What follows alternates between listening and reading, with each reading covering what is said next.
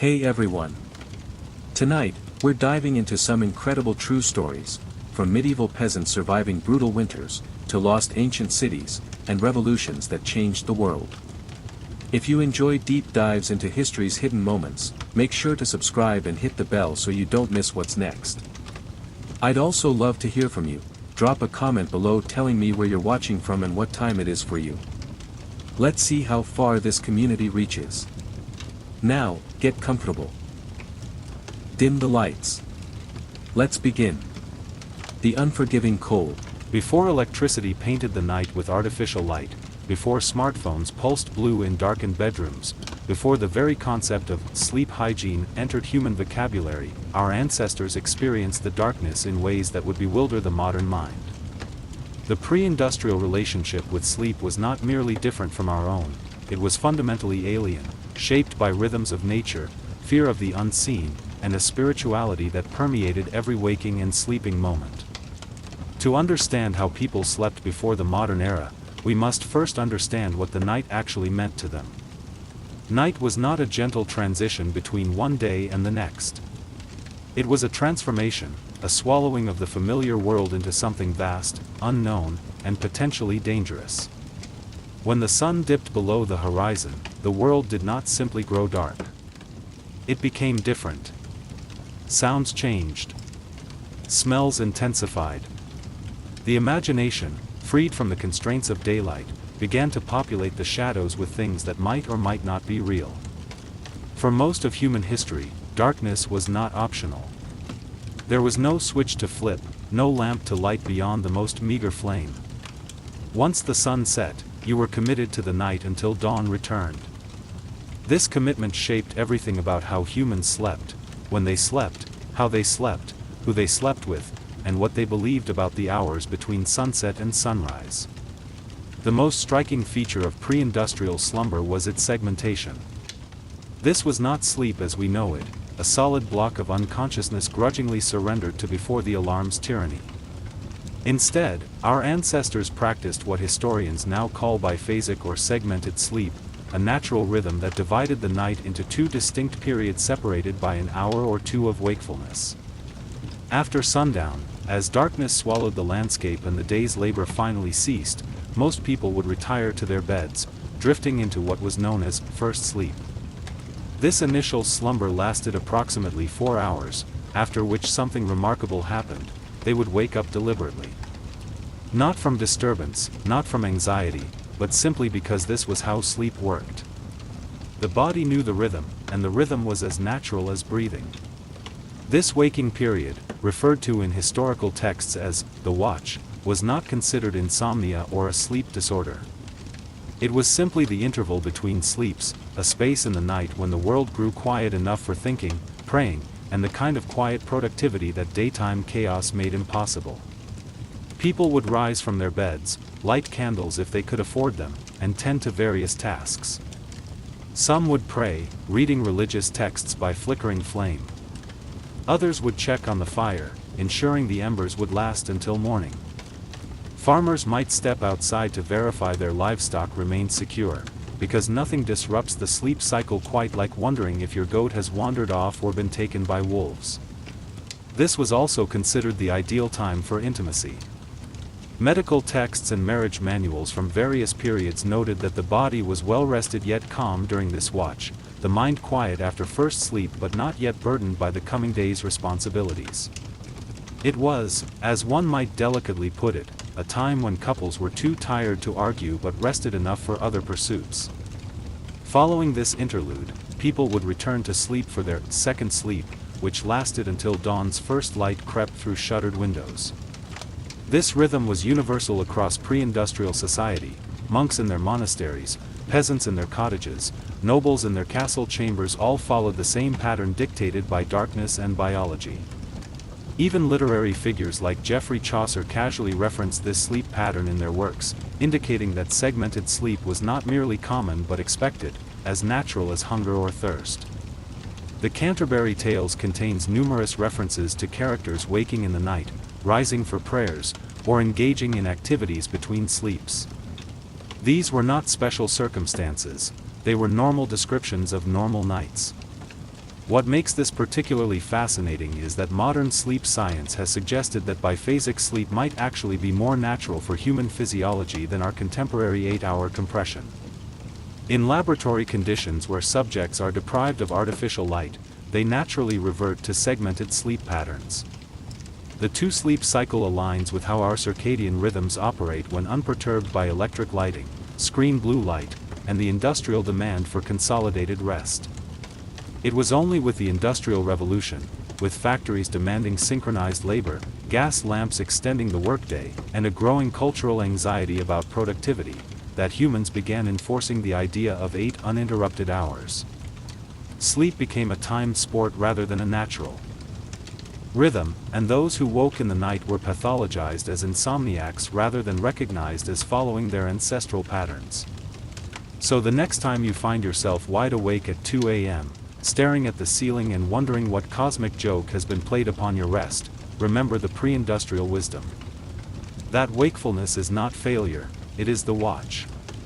The time between sleeps when your ancestors tended their fires, said their prayers, and contemplated their place in a universe that felt both vast and intimately present. You are not broken. You are simply experiencing the night as humans have for most of our existence. The experience of night was not uniform across all pre-industrial societies. Where you lived, your latitude, your climate, your proximity to other humans, dramatically shaped how you experienced the hours of darkness. A Norwegian peasant in December faced a radically different night than a Mediterranean fisherman in August, and their sleeping patterns reflected these differences. In northern latitudes, winter nights could stretch for 16 hours or more. The sun, when it appeared at all, barely cleared the horizon before sinking again. These extended darkness periods forced adaptations that shaped entire cultures. In Scandinavia, the long winter nights became a time for storytelling, for crafting, for the preservation of oral traditions that might otherwise have been lost. Families huddled together in single-room dwellings, sharing warmth and tales while the snow piled against their doors. The concept of winter sleep emerged in some northern cultures, not true hibernation, but a pattern of extended rest and reduced activity that conserved energy during the darkest months. People slept more, worked less, and relied on stores of food laid up during the brief, intense growing season. This seasonal rhythm was as natural as the biphasic nightly rhythm, a larger cycle within which the smaller cycles operated. Conversely, in Mediterranean regions, summer nights were brief and hot. The sun set late and rose early, compressing the available darkness into a few precious hours. In these conditions, segmented sleep might shift or compress, with the watch period becoming shorter or merging into a single, lighter sleep. The siesta tradition in many warm climates reflects this adaptation, a midday rest that compensates for reduced nighttime sleep and avoids the punishing heat of afternoon sun. In equatorial regions, where day and night maintain roughly equal length year-round, different patterns emerged. The consistent 12-hour darkness allowed for stable sleep rhythms, but the tropical climate introduced other variables. Heat and humidity, insects, and the constant presence of wildlife shaped where and how people slept. Raised platforms, mosquito nets, and sleeping outdoors became common adaptations. Urban environments, even in pre-industrial times, created their own nocturnal geography. In medieval cities, the night was governed by curfews and watchmen, by bells that marked the hours and gates that sealed neighborhoods. The density of population meant that sleep was never truly private. You always heard your neighbors, their arguments, their lovemaking, their dying. The city breathed at night with a different rhythm than the countryside, but it breathed nonetheless. In rural areas, the night was quieter but more alive with natural sounds. Wolves howled. Owls called. Livestock stirred. The wind moved through trees and thatch. These were not interruptions to sleep but part of its fabric, the background noise of a world not yet silenced by insulation and climate control. To sleep in a pre-industrial farmhouse was to sleep with the world, not sealed away from it. The point is this: there was no single, pre-industrial sleep experience. There were as many ways of sleeping as there were climates, cultures, and circumstances. But beneath all this variation lay certain commonalities: the rhythm of first and second sleep, the centrality of darkness to experience, the communal nature of rest, and the acceptance that sleep was not something you controlled but something you participated in. The beds upon which pre-industrial people experienced their segmented sleep bear almost no resemblance to the carefully engineered sleep surfaces of the modern world. Today we obsess over thread counts, memory foam density, cooling gel technology, and whether a mattress achieves the perfect balance between cloud-like softness and orthopedic support. Our ancestors would have found such concerns incomprehensible, not because they didn't value comfort, but because comfort was an aspirational luxury rather than an expected baseline. The typical peasant bed was what they called a pallet, a mattress stuffed with straw or hay, if one was fortunate enough to possess a sack to contain it. If no sack existed, the straw simply lay on the floor, arranged into a rough sleeping nest that might be slightly elevated from the coldest drafts. This straw was cheap, plentiful, and reasonably effective at insulating against the cold that seeped through stone walls and earthen floors. It was also remarkably effective at harboring insects, lice, and the occasional field mouse who found the warm, sheltered space equally appealing. Sleeping on such a surface required a particular philosophy of rest. You did not expect stillness or comfort. You expected the rustle of straw with every movement, the persistent itch of tiny occupants you could not see, the occasional sharp nip that you learned to ignore through necessity. If something bit you, you shifted slightly and hoped for the best. If the rustling grew too persistent, you might sigh and accept that sleep would come when it came. Families with slightly more resources might elevate their straw mattress onto a simple wooden frame. This modest elevation did not dramatically improve the sleeping experience. The straw remained prickly, the insects remained present, but it did reduce the chances of waking with beetles in your ear, which represented a genuine quality of life improvement worth the investment. Linens were a rare luxury reserved for those of comfortable means. Most people slept in the clothes they had worn throughout the day, since pajamas as a concept had not yet been invented, and changing for sleep would have required having multiple sets of clothing, an extravagance beyond most households. Personal space was similarly absent from pre-industrial sleeping arrangements. Entire families, parents, children, grandparents, perhaps a servant or two, slept together in the same room, often on the same pile of straw. If you grew too warm, you could always roll into your cousin's elbow. If you grew too cold, you pressed closer to whoever was nearest, regardless of their willingness to serve as a heating source. For the nobility, sleep was an entirely different experience.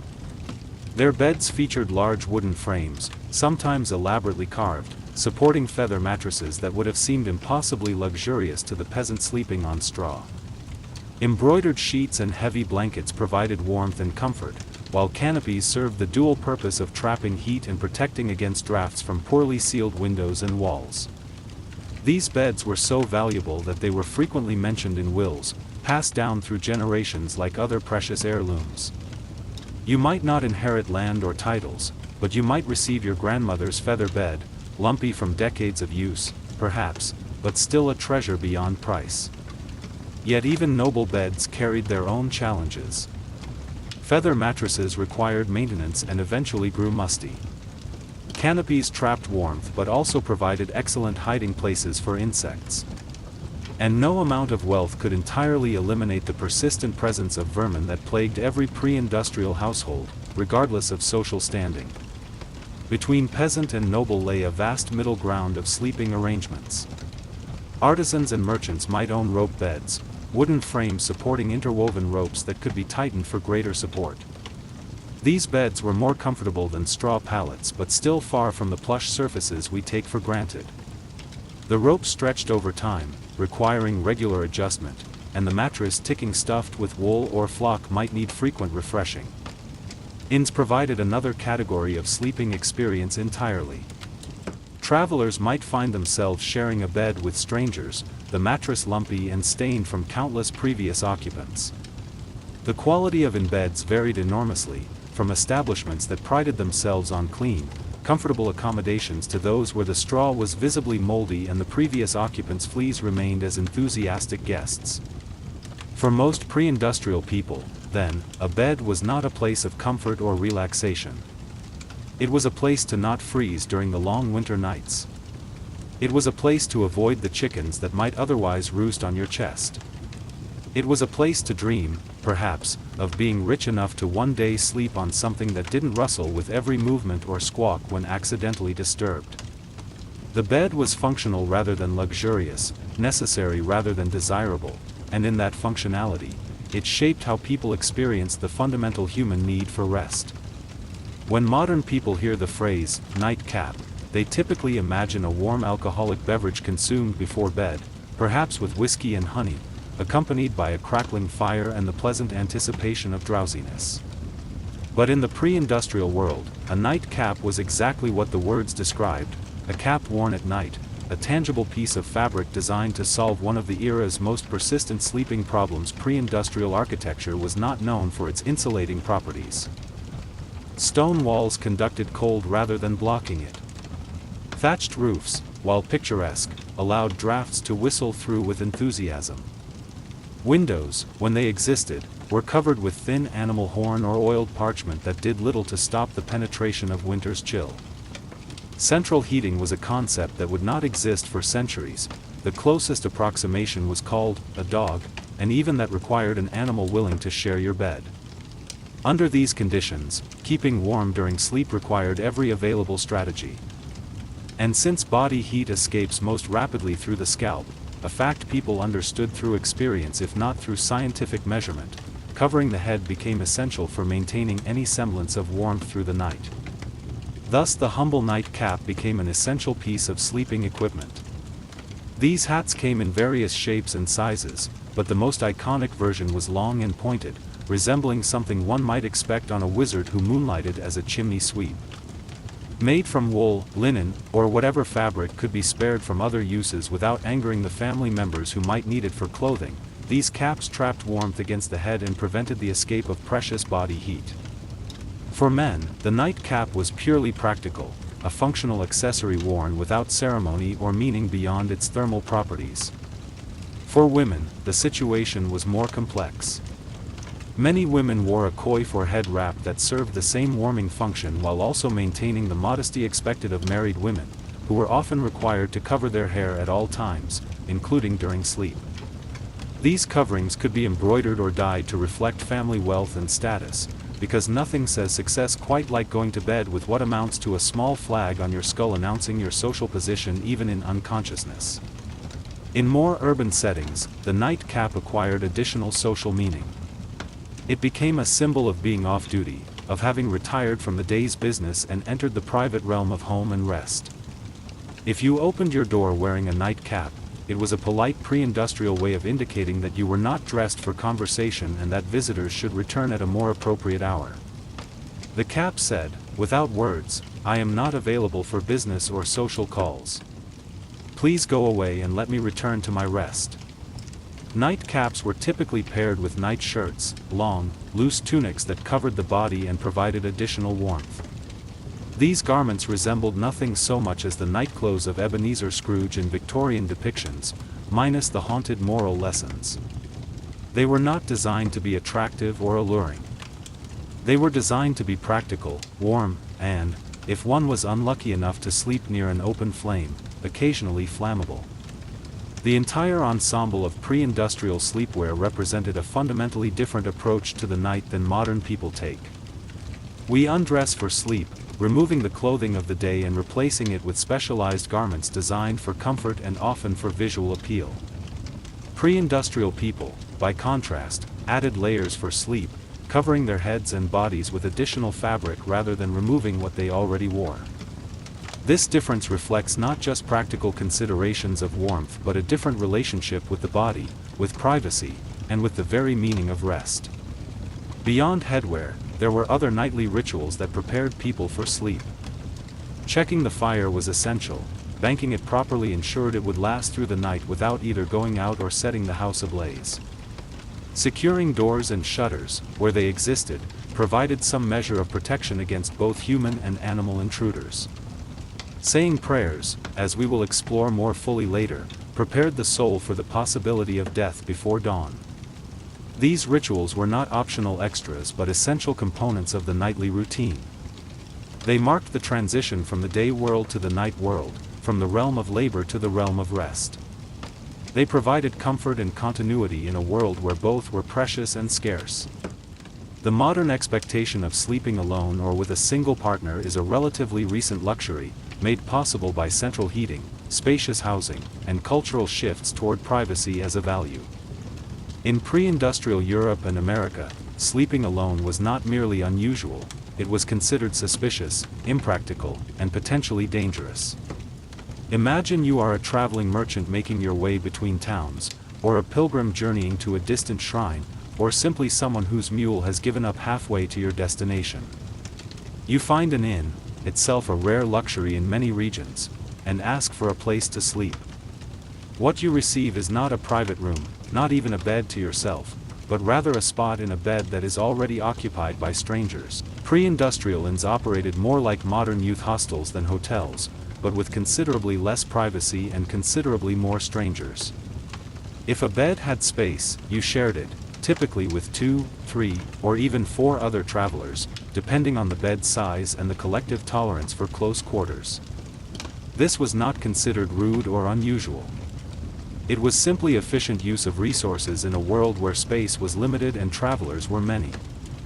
These sleeping arrangements meant that you might share a bed with people who snored, who talked in their sleep, who had visible skin conditions, or who simply smelled unfortunate after weeks of travel without bathing facilities. You did not complain about these circumstances because there was no alternative and because everyone else was in the same situation. Snoring contests went unjudged. Elbow territory was fiercely but silently contested. Personal space was not a concept that applied to sleeping arrangements. Some inns attempted to assign beds by profession or social status, blacksmiths with blacksmiths, clergy with clergy, merchants with other merchants. In theory, this provided some measure of compatibility. In practice, it often meant that you simply shared a bed with people who did similar work, regardless of whether you found their company congenial. The alternative to this crowded arrangement was sleeping outdoors, which carried its own risks. Wolves still roamed many parts of pre-industrial Europe and America. Weather could turn deadly. And the roads were not safe for solitary travelers after dark. Sharing a bed with strangers, however uncomfortable, was vastly preferable to sleeping under the stars with only your cloak for protection and only your wits to defend against whatever might emerge from the darkness. Concerns about theft naturally accompanied these arrangements. Travelers typically slept with their purses tied to their belts or hidden beneath their clothing, maintaining physical contact with their valuables throughout the night. Others slept on top of their bundles, transforming their luggage into both pillow and alarm system. If someone moved your bag, you would likely wake up, hopefully before losing your possessions. The wealthy, of course, avoided these indignities. Nobles traveled with entourages large enough to commandeer in space or camped in relative comfort with their own bedding and servants. They might demand private rooms if an innkeeper valued both their patronage and the continued existence of their establishment. But for the vast majority of pre-industrial people, sleeping arrangements were communal by necessity rather than choice. This communal sleeping had psychological effects beyond the merely practical. In a world where the night was genuinely frightening, filled with unseen dangers both natural and supernatural, having others nearby provided comfort and protection. The darkness pressed against windows and crept through cracks, but surrounded by sleeping bodies, one could at least feel less alone in facing it. The communal bed also served as a kind of social leveler. For those few hours, master and servant might share the same space, if not the same comfort. Children learned early that sleep was not a private act but a communal one, that bodies were not to be hidden but shared for warmth and safety. This intimacy bred a different relationship with physical proximity than most modern people can easily imagine. In the pre-industrial world, going to bed was not merely a matter of pulling up blankets and drifting off. It was a spiritual operation, a nightly gamble with stakes that could not be higher. Your eternal soul hung in the balance between sunset and dawn. People did not simply sleep. They prepared to potentially die. Hence the extraordinary popularity of bedtime prayers, which were not gentle affirmations for peaceful rest but rather desperate negotiations with divine power, last-minute insurance policies against the very real possibility of not waking up. Forget lavender spray or calming bedtime routines. Pre-industrial sleepers wound down with confessions, psalms, and soul-cleansing spiritual clauses designed to cover all possible theological contingencies between good night and good morning. The underlying logic was simple and terrifying: you could die at any moment. Death might come through illness, through accident, through fire, through demons, or through the simple statistical reality that life expectancy was not what it is today. Given this uncertainty, you would be well advised to say your prayers, not because prayer was comforting, but because hell was genuinely terrifying, and you did not want to arrive at its gates spiritually unprepared. The most famous survival of this bedtime theology is the child's prayer that many still know: "Now I lay me down to sleep, I pray the Lord my soul to keep. If I should die before I wake, I pray the Lord my soul to take." This verse sounds sweet to modern ears, a gentle rhyme for teaching children about faith. In its pre-industrial context, however, it was essentially a legal document drafted by a 7-year-old acknowledging death as a likely bedtime outcome. The prayer did not say, "If I might possibly die," but rather, "If I should die," a recognition that mortality was not an abstraction but a nightly possibility. Adults had even more elaborate prayer routines. Many maintained whole catalogs of prayers for different spiritual threats. One prayer for when you felt particularly guilty about the day's sins. Another for when you suspected the devil might be lurking in the rafters, waiting to claim your soul during the vulnerable hours of sleep. A third for plague prevention, which unfortunately aged poorly as plagues continued regardless of prayer. Some prayed to specific saints known for watching over sleepers, holy guardians who functioned as spiritual bouncers, protecting your soul at the door of unconsciousness. The truly devout, monks, nuns, and those lay people with particularly anxious spiritual dispositions, ended their days with Compline, the final prayer service of the monastic schedule. After Compline, participants took a vow of silence until morning. This was not particularly difficult, since everyone was already exhausted, often underfed, and mildly terrified of the darkness pressing against the chapel windows. Silence came naturally when your throat was dry from chanting and your mind was focused on avoiding damnation. Children were also encouraged to pray before bed, partly because it was good for their souls and partly because it gave them something to do other than asking inconvenient questions about why the family goat was sleeping in their bed again. Parents reminded their children that angels were watching over them through the night, a thought that sounds adorable until you recognize that it was less about guardian angels and more about establishing a celestial surveillance system designed to keep children on their best behavioral behavior even in sleep. In essence, prayer before sleep was less about peace and more about last-minute damage control. Think of it as pre-industrial antivirus software for the soul. You hoped it would protect you from spiritual threats, even if you did not fully understand how it worked. And in the morning, when you woke to find yourself still alive and apparently undamned, you offered thanks and prepared to do it all over again the following night. In the modern world, dreams are typically dismissed as random neurological noise, the brain's way of processing information, working through stress, or simply generating meaningless imagery while the body rests. Eat too much cheese before bed, the folk wisdom suggests, and you will have strange dreams. It is all very mundane, very biological, very unremarkable. In the pre-industrial world, dreams were taken with deadly seriousness. They were not random neurological events but messages, communications from God, from saints, from the devil, from your guardian angel, or possibly from that weird relic you kissed at the cathedral last Sunday. Dreams carried meaning, and ignoring that meaning could have eternal consequences. The theological understanding of dreams was complex and often contradictory. Some dreams were considered divine revelations, direct communications from God intended to guide, warn, or instruct the dreamer. Other dreams were demonic temptations, snares set by the devil to corrupt the innocent through seemingly innocent nighttime imagery. Either way, You were supposed to pay attention to your dreams and, depending on their content, either write them down for spiritual guidance, confess them to a priest, or fast for 3 days just to be safe. Theologians, monks, and self-proclaimed visionaries spent enormous amounts of time interpreting dreams, developing elaborate systems for decoding the symbolic language of sleep. Entire texts were dedicated to dream interpretation, offering guidance on what various images might signify. Dream of fire? That might represent hellfire and damnation. Dream of water? Could mean purification and spiritual cleansing, or could mean drowning in sin, depending on context. Dream of a man with a goat's head juggling fish? You should probably call a priest immediately and consider moving to a different town. This intense focus on dream interpretation reflected a fundamental belief about human nature. Pre-industrial people believed that the soul remained active during sleep, traveling, experiencing, and sometimes sinning while the body rested. This meant that your actions in dreams could reveal hidden sins or spiritual weaknesses that your waking mind successfully suppressed. That mildly embarrassing dream about stealing a loaf of bread? That might actually be your subconscious confessing real-world guilt about gluttony or theft, or it might just reflect that you went to bed hungry. But better to confess it anyway, just in case. Monks and nuns often recorded their dreams and shared them with spiritual superiors, treating their nighttime experiences as seriously as their waking prayers.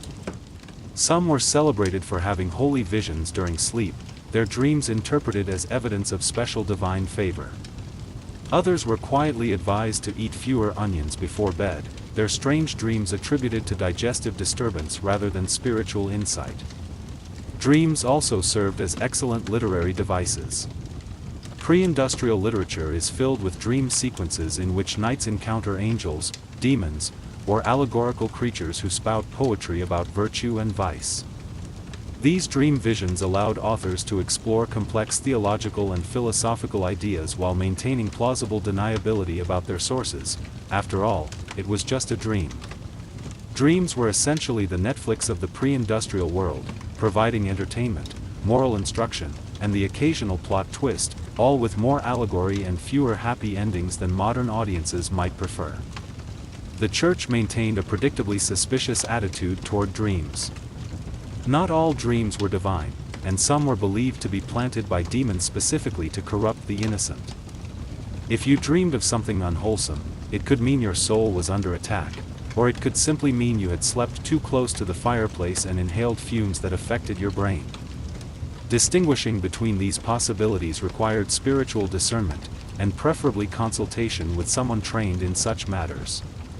For ordinary people, dreams were part of the fabric of life, sometimes frightening, sometimes comforting, always significant. You did not simply forget your dreams upon waking. You pondered them, discussed them with family, and adjusted your behavior based on what you had seen in sleep. A dream of a deceased relative might send you to the cemetery with offerings. A dream of a saint might inspire a pilgrimage. A dream of demons might drive you to confession before breakfast. In this way, dreams bridged the worlds of sleep and waking, carrying the concerns of the night into the light of day. They were not interruptions to real life but extensions of it, another dimension of experience that demanded attention and interpretation. In modern times, allowing pets to sleep in the bed is a matter of personal preference, a cozy if occasionally smelly arrangement that some people embrace and others reject. In the pre-industrial world, however, sharing a bed with animals was not a quirky lifestyle choice. It was a survival strategy. Pre-industrial homes were not designed for comfort. Stone walls conducted cold. Roofs leaked. Windows, when they existed, provided minimal insulation against the elements. Drafts were so aggressive and persistent that they probably had names, recognized as distinct personalities that visited each winter.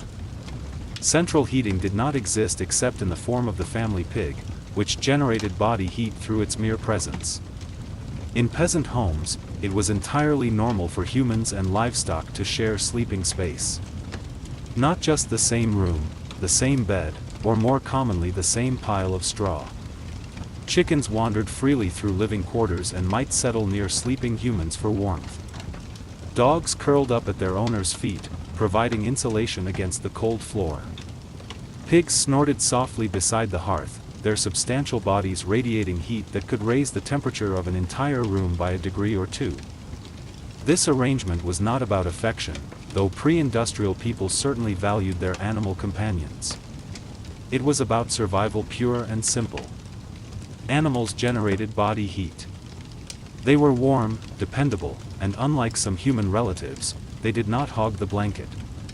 A large dog could literally save your toes from freezing on the coldest winter nights. A cow in the corner of the room might make the difference between surviving the night and succumbing to exposure.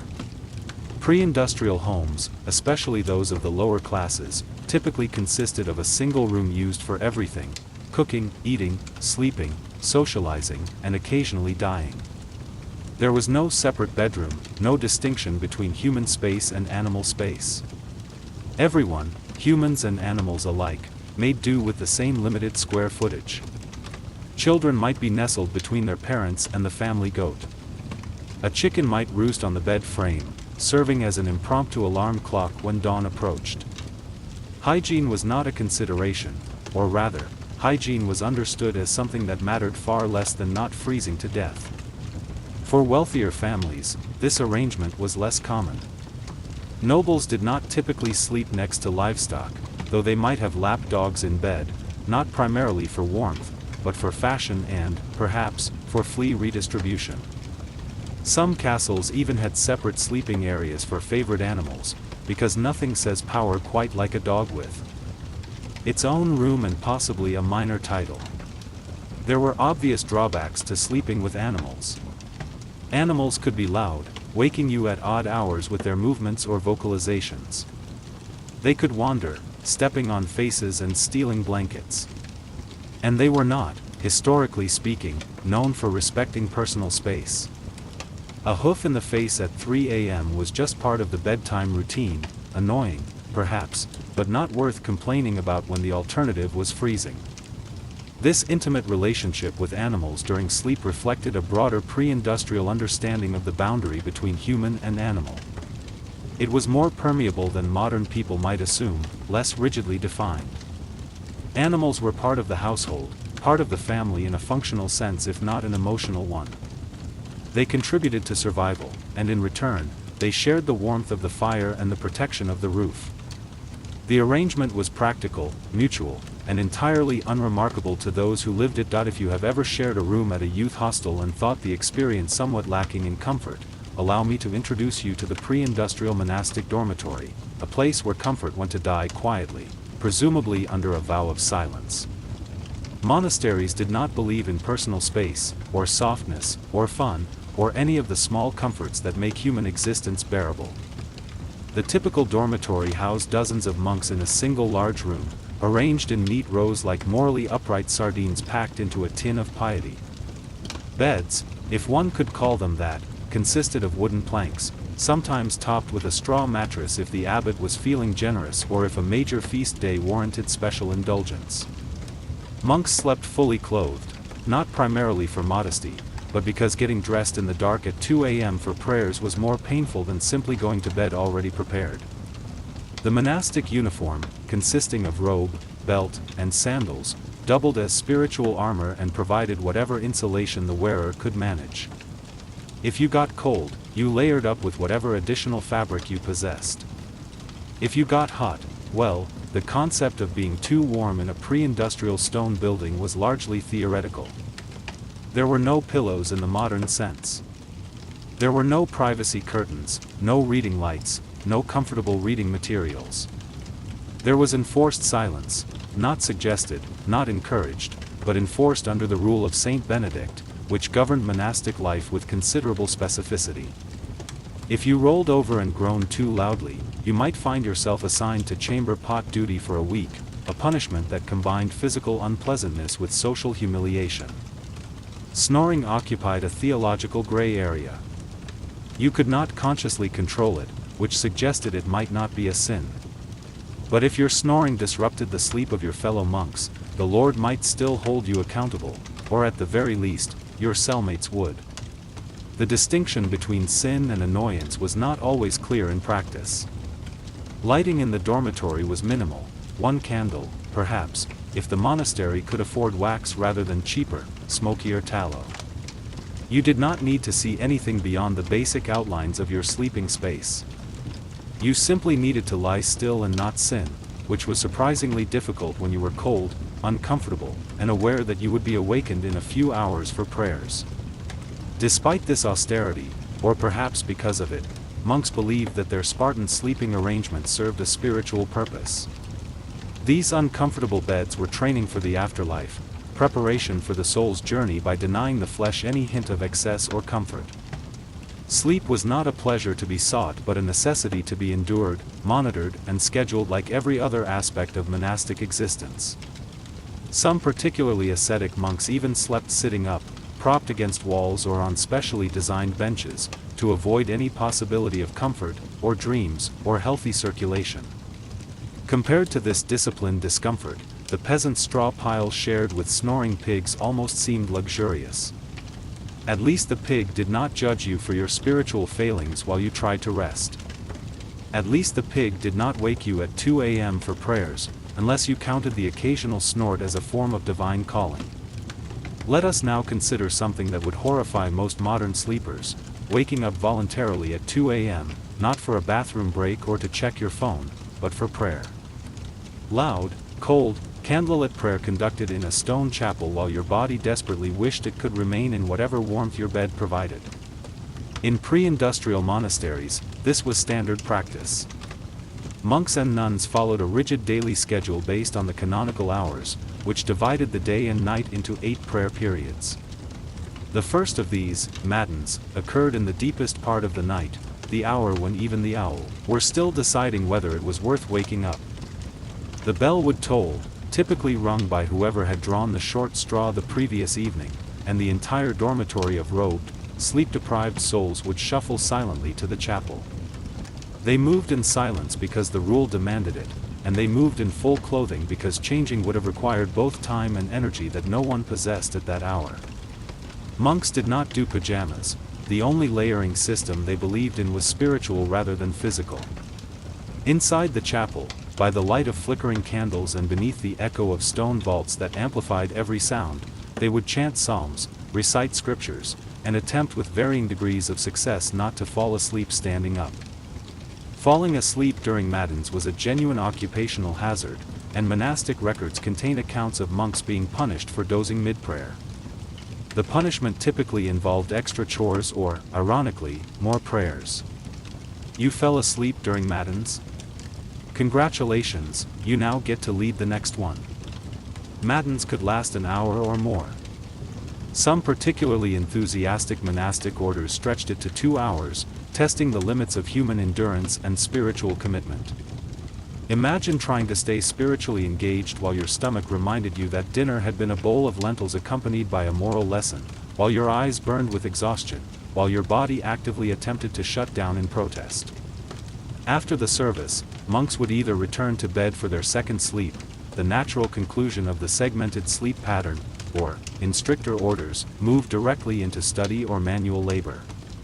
Because nothing says holy discipline quite like threshing wheat on 4 hours of fragmented rest, your body aching and your mind still half entangled in whatever dreams you had managed before the bell called you to prayer.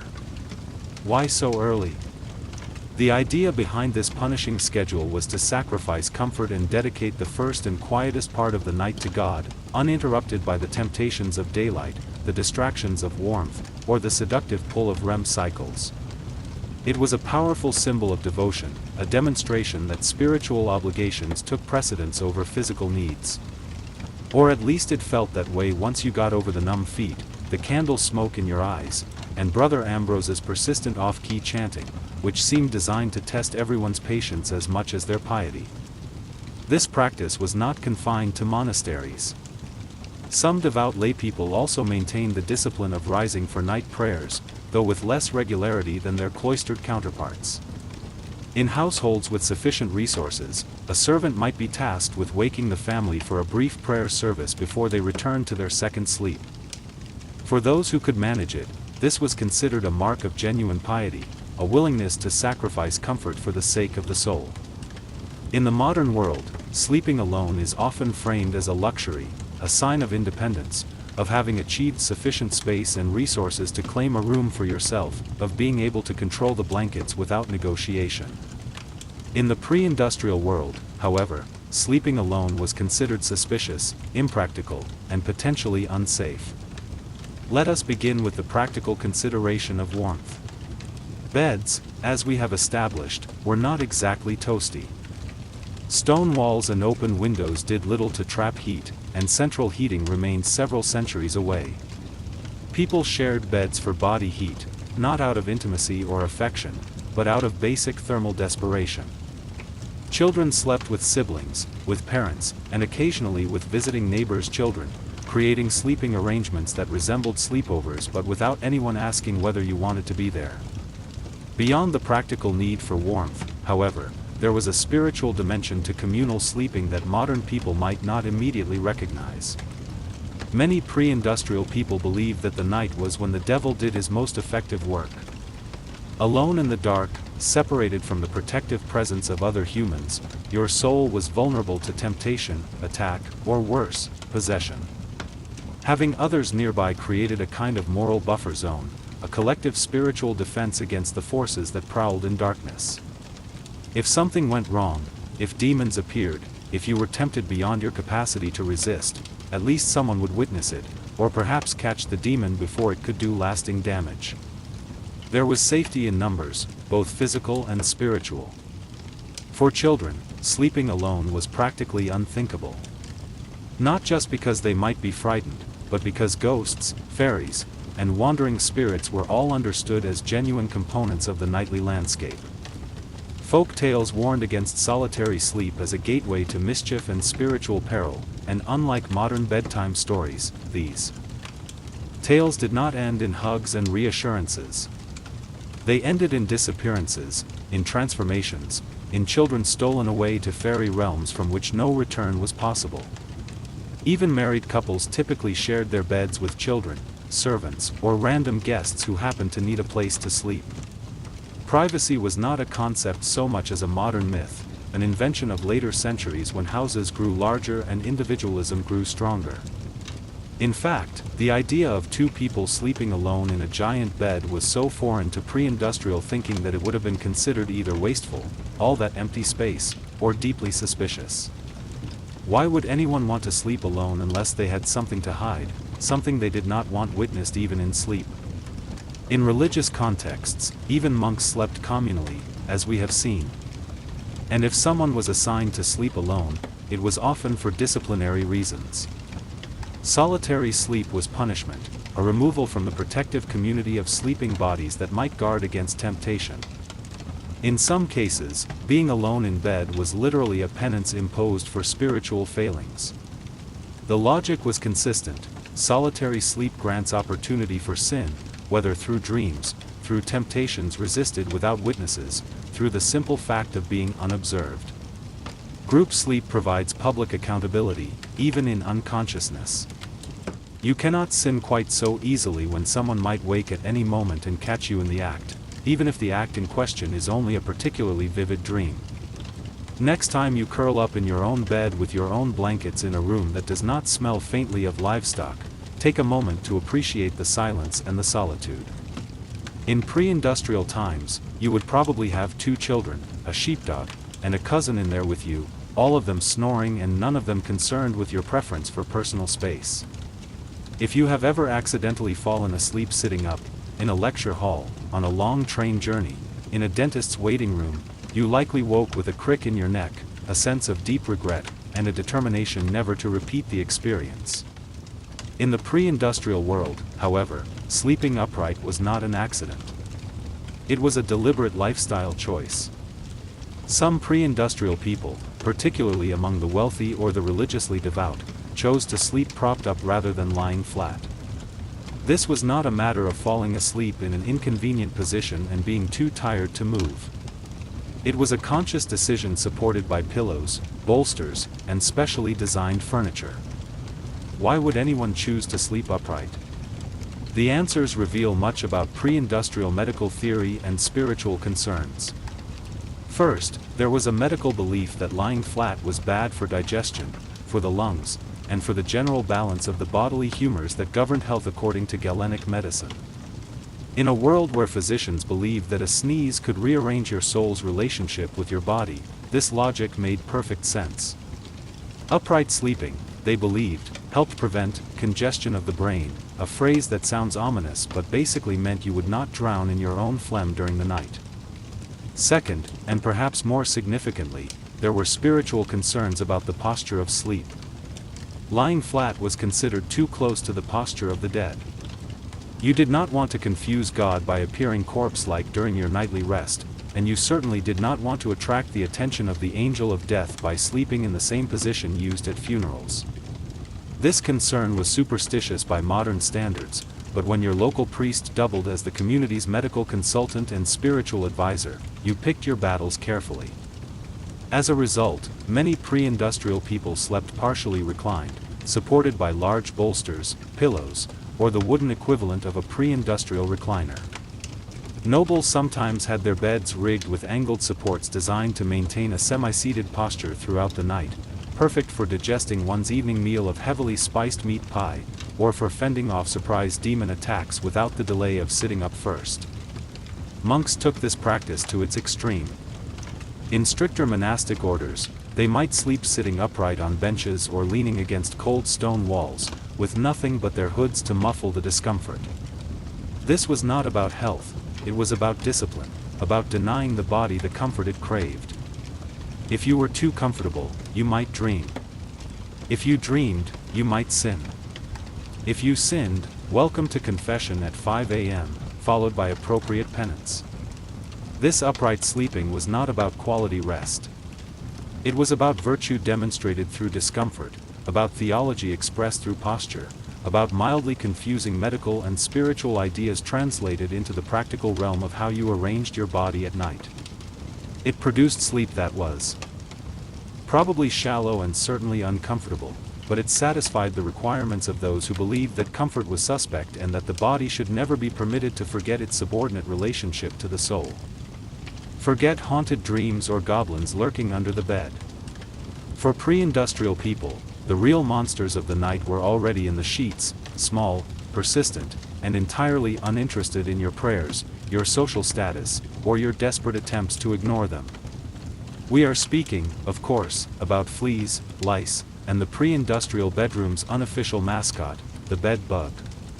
These tiny creatures were not occasional visitors but permanent residents of virtually every sleeping space, regardless of social class or cleaning efforts. Let us not sugarcoat the situation. Hygiene was not pre-industrial Europe or America's strongest suit. Baths were rare events, sometimes occurring only a few times per year. Laundry was expensive and labor-intensive, requiring access to water, soap, and sufficient fuel for heating. The soap itself was sometimes made from substances better left unnamed, using fats and ashes that might not meet modern standards of cosmetic acceptability. Add to this foundation the widespread use of straw mattresses, which provided excellent harborage for insects. Add shared bedding, which allowed vermin to travel easily between sleepers. Add the occasional live chicken roosting nearby, contributing its own parasites to the mix. The result was the perfect environment for an all-you-can-eat pest buffet, with human blood as the primary offering. Fleas and lice were so common that they were practically considered roommates rather than infestations. Peasants dealt with them daily as a matter of course, scratching and twitching through both waking and sleeping hours. Nobles, despite their satin sheets and feather beds, were not exempt from this universal experience. In fact, some wealthier households employed dedicated nitpickers, actual servants whose job consisted of removing lice from their employer's hair and clothing. Imagine that as your occupation, master of the royal scalp, keeper of the noble lice. Bed bugs were the silent assassins of pre-industrial sleep. They hid in wooden bed frames, in mattress seams, in the cracks of stone walls, emerging at night to feed like tiny vampires on the warm blood of sleeping humans. If you have ever wondered why pre-industrial people wore nightcaps and slept fully clothed, it was not always about warmth. Sometimes it was about creating a barrier, a kind of pest defense armor that might, if you were lucky, prevent the worst of the biting. Solutions to the pest problem ranged from mildly effective to impressively deranged. Some households burned strong-smelling herbs like wormwood or tansy, hoping the smoke would repel insects. Others slept with garlic, onions, or even ashes sprinkled in the bed, practices that may have done little for the pests but certainly kept romance to a minimum. If you were considering intimate relations during the watch period, the smell of garlic and ashes might serve as a significant deterrent. The pests were not merely physical discomforts, they carried symbolic weight as well. Fleas were often seen as symbols of sin or moral impurity, biting reminders of the fall of man and the consequences of poor bedding choices. Entire poems were written about fleas, ranging from moralizing warnings to weirdly romantic verses. Because nothing says, "I love you," quite like, "Let us be united like the flea that bites us both," an actual sentiment expressed in pre-industrial poetry. So while modern sleep is interrupted by buzzing phones and the glow of streetlights through windows, pre-industrial sleep was more likely disturbed by scratching, twitching, and the subtle but unmistakable feeling that something was crawling on your shin. Because it was. Something was always crawling on your shin, and there was very little you could do about it except try to sleep anyway. We have all experienced restless nights, tossing and turning while seeking comfort that refuses to arrive. But have you ever tried falling asleep while wearing 100 pounds of iron? No? Well, in the pre-industrial world, some people did exactly that, because apparently nothing says, "sweet dreams," quite like being prepared to joust at a moment's notice. To be clear, most people, even most knights, did not regularly sleep in full armor. The practice was impractical for daily life. Armor was hot, heavy, and spectacularly loud. Trying to roll over in a suit of chain mail is rather like trying to nap inside a bag of cutlery while someone occasionally shakes the bag. Every movement produces noise, and every noise announces your position to anyone within hearing distance. However, during wartime or in hostile territory, sleeping partially armored was considered the safer choice. Comfort became optional, survival became highly recommended. A knight on campaign might remove only his helmet and gauntlets before attempting to rest, keeping his mail shirt or breastplate on just in case enemies decided to stage a midnight surprise party. There is nothing quite like waking to the sound of hooves and having to suit up while still half dreaming about turnips and the day's other concerns. In castles under siege, men-at-arms might sleep with swords or axes at their sides, treating their weapons like very aggressive security blankets. Shields could serve as improvised pillows, providing a hard surface that was at least familiar.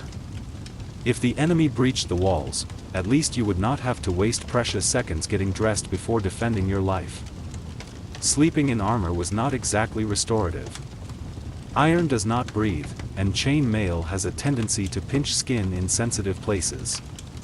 Add cold stone floors, minimal bedding, and the ambient sounds of snoring comrades mixed with crackling torches, and you have a sleep environment that ranks somewhere below the average modern airport terminal on the comfort scale.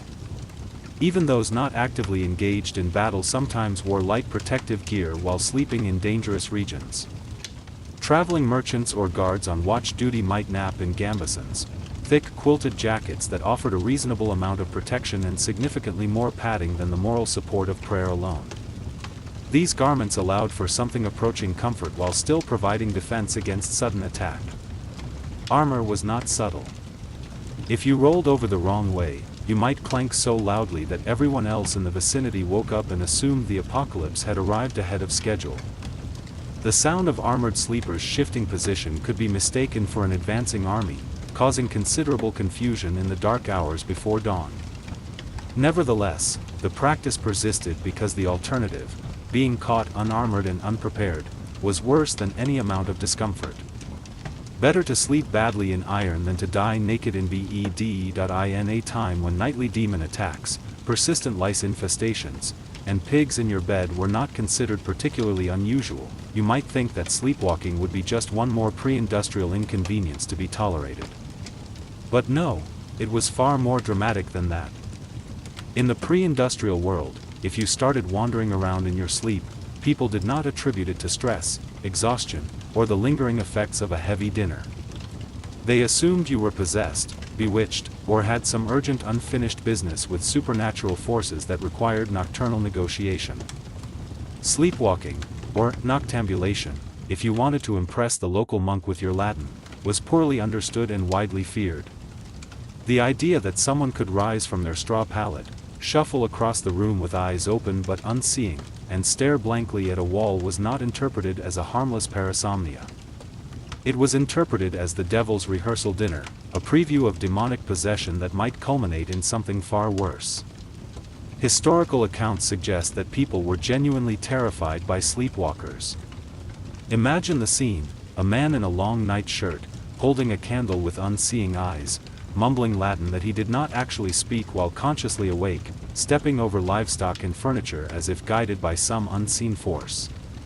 To pre-industrial witnesses, this was not neurological, it was supernatural.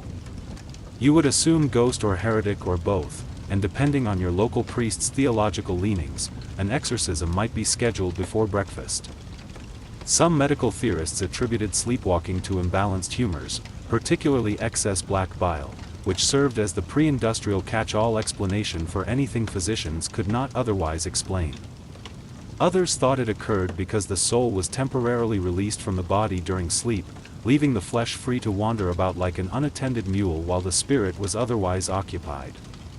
To prevent these nocturnal adventures, people tried various remedies. Herbal treatments might be administered. Prayers might be said over the bed. Iron charms might be hung nearby, since iron was believed to ward off supernatural influences. In more rural areas, families might simply tie the sleepwalker's leg to a chair before bed, ensuring that any wandering would be limited by physical restraint. If that sounds extreme, consider that pre-industrial homes contain numerous hazards for the unwary wanderer. Open hearths with live coals. Knives and tools stored within easy reach. Chamber pots waiting to be tragically overturned. A sleepwalker could injure themselves fatally without any supernatural assistance whatsoever. There were rumors of people climbing onto rooftops in their sleep, though whether these accounts were exaggerated or accurate remains unclear. The fear of leaping dreamers led to barred windows and occasional theological debates about whether a person could sin while unconscious, a question that occupied pre-industrial scholars for many hours of presumably conscious deliberation. Most sleepwalkers simply paced, muttered, or attempted to open imaginary doors. But if someone sleepwalked into a church, locals might treat it as a divine sign or call for a cleansing ritual just to cover all spiritual bases. Better safe than damned, after all. If pre-industrial life taught people anything, it was how to sleep through chaos. Church bells, thunderstorms, screaming livestock, the occasional siege. For the sleep-deprived denizens of the pre-industrial world, these were merely ambient noises, the pre-industrial equivalent of white noise machines. Let us start with the bells. Church bells marked every sacred moment of the day: sunrise, prayer times, meals, and of course, the ungodly hour of matins at 2 o'clock or 3 a.m. If you lived anywhere near a monastery or parish church, your dreams were probably accompanied by regular tolling, sometimes every few hours throughout the night. At some point, the brain simply accepted this auditory intrusion. Bells became the lullaby of an overscheduled soul, as familiar and ignorable as the sound of your own breathing. And it was not just bells. Storms were frequent and genuinely terrifying in an age before weather prediction and lightning rods. With no weather apps to warn you, no triple-glazed windows to buffer the sound, you experienced every clap of thunder as if the world might actually be ending. Roofs leaked. Windows rattled. Chimneys howled like banshees as wind forced its way through narrow passages. Still, people slept. They had to sleep. Work did not stop for insomnia, and neither did the demands of daily survival. Plowing still needed doing regardless of how poorly you had rested. Prayers still needed saying.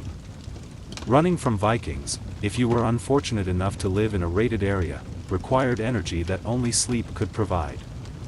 Speaking of invasions and apocalyptic events, these were not always deal-breakers for bedtime either. In the 14th century, people continued to sleep somehow through famine, war, and even the Black Death, which killed between 1/3 and 1/2 of Europe's population. When death carts rolled by in the morning, collecting bodies for mass graves, it was considered more of a grim wake-up call than a cause for panic-induced insomnia. And if you did not wake up, well, some believed that was a mercy, a peaceful end compared to the agonies of plague. There are even historical records of people sleeping through earthquakes, barn fires, and angry mobs. Sleep deprivation was common, and bodies adjusted to circumstances. If you worked from sunrise to sunset, ate barely enough to survive, and spent your days dodging mud, taxes, and spiritual damnation, you were going to fall asleep hard regardless of external circumstances. The body demanded rest, and it would take it when and where it could. Some people used sleep as a kind of escape hatch from unbearable circumstances. Faced with illness, grief, or fear of the world literally ending, which was forecast with alarming regularity, roughly once per century, some individuals simply curled up under a cloak, mumbled a prayer, and took a nap. There is a strange kind of wisdom in that response, an acknowledgement that some problems cannot be solved by staying awake, and that rest might be the only available comfort in a world that offered few others. In the winter of 1692, the village of Salem, Massachusetts, was cloaked in more than just snow. It was wrapped in tension, suspicion, and a quiet kind of fear that seeped into timber-framed homes and frozen fields, coloring every interaction and poisoning every relationship. To understand what happened in Salem, you must first understand the world those villagers inhabited. They were Puritans, strict, devout, and deeply superstitious.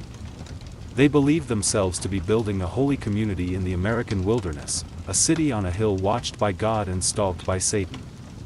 Every success was evidence of divine favor, every failure, proof of sin in their midst. Life was already hard. The village had recently split from Salem town over political and religious disagreements, creating resentments that would fester for years. Crops had failed in recent seasons. Smallpox had ravaged nearby communities, leaving death and grief in its wake. Wars with Native American tribes had left many traumatized, their sense of security permanently shattered. Survivors of frontier raids carried memories that no prayer could erase: burned homes, stolen children, the bodies of neighbors left where they fell. There was friction between neighbors, inheritance disputes simmering beneath the surface, and deep resentment toward outsiders or anyone who did not quite fit the Puritan mold. Accusations of witchcraft had surfaced before, though none had led to executions. But this time would be different. This time, the fear would not be contained. Add to this the long, dark, bitter New England winter, when darkness fell early and lifted late, when the cold pressed against windows and doors, when isolation became inescapable. In such conditions, minds turn inward. Imaginations run wild. The line between what is real and what is feared begins to blur. And something was about to happen that would blur that line completely. In the home of Reverend Samuel Parris, the village's minister, two young girls began to behave strangely.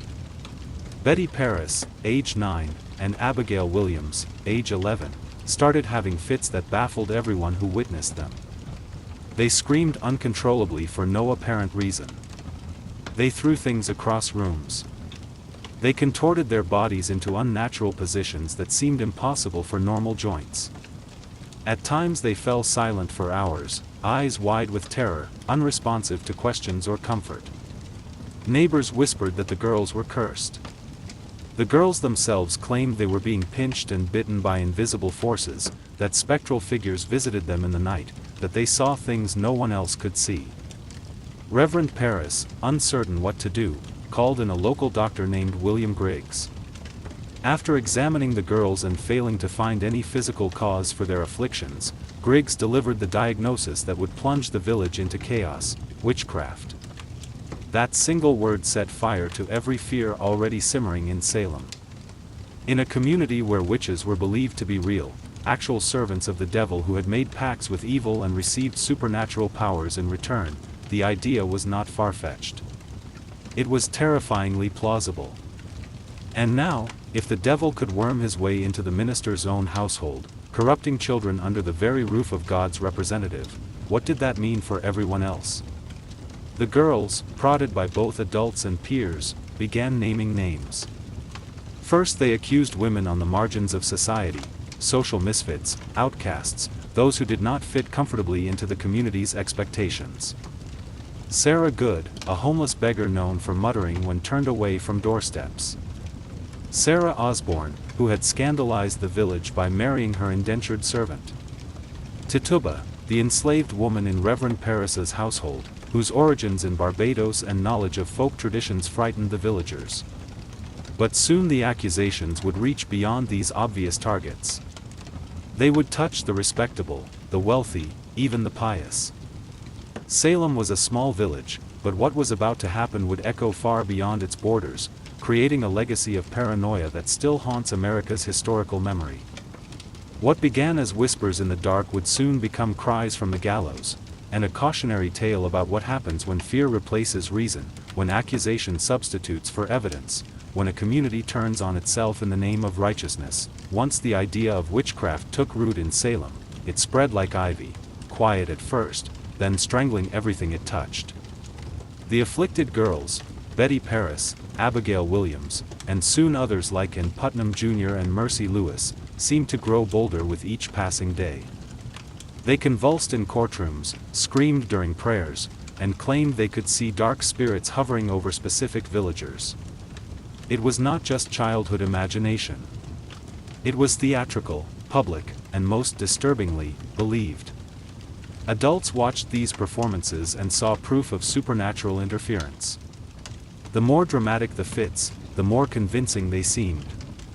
The girls learned that their afflictions brought attention, power, and the satisfaction of seeing adults take them seriously.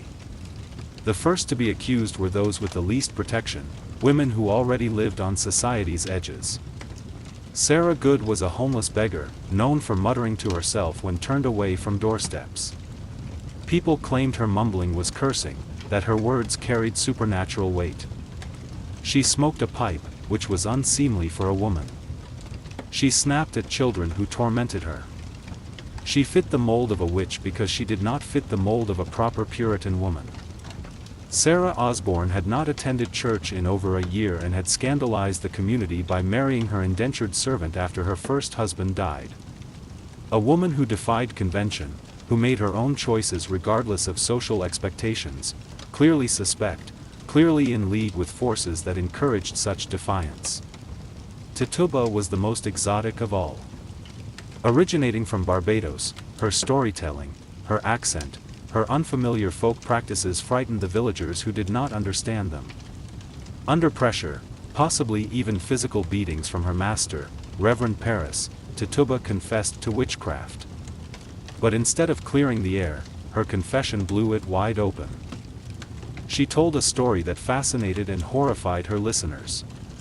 A tall man in black, a figure associated with the devil himself, had asked her to sign a book. She described strange animals, yellow birds, red cats, spectral dogs. But most damaging of all, she claimed there were other witches in Salem, other people who had made pacts with the devil and now worked their evil on the community.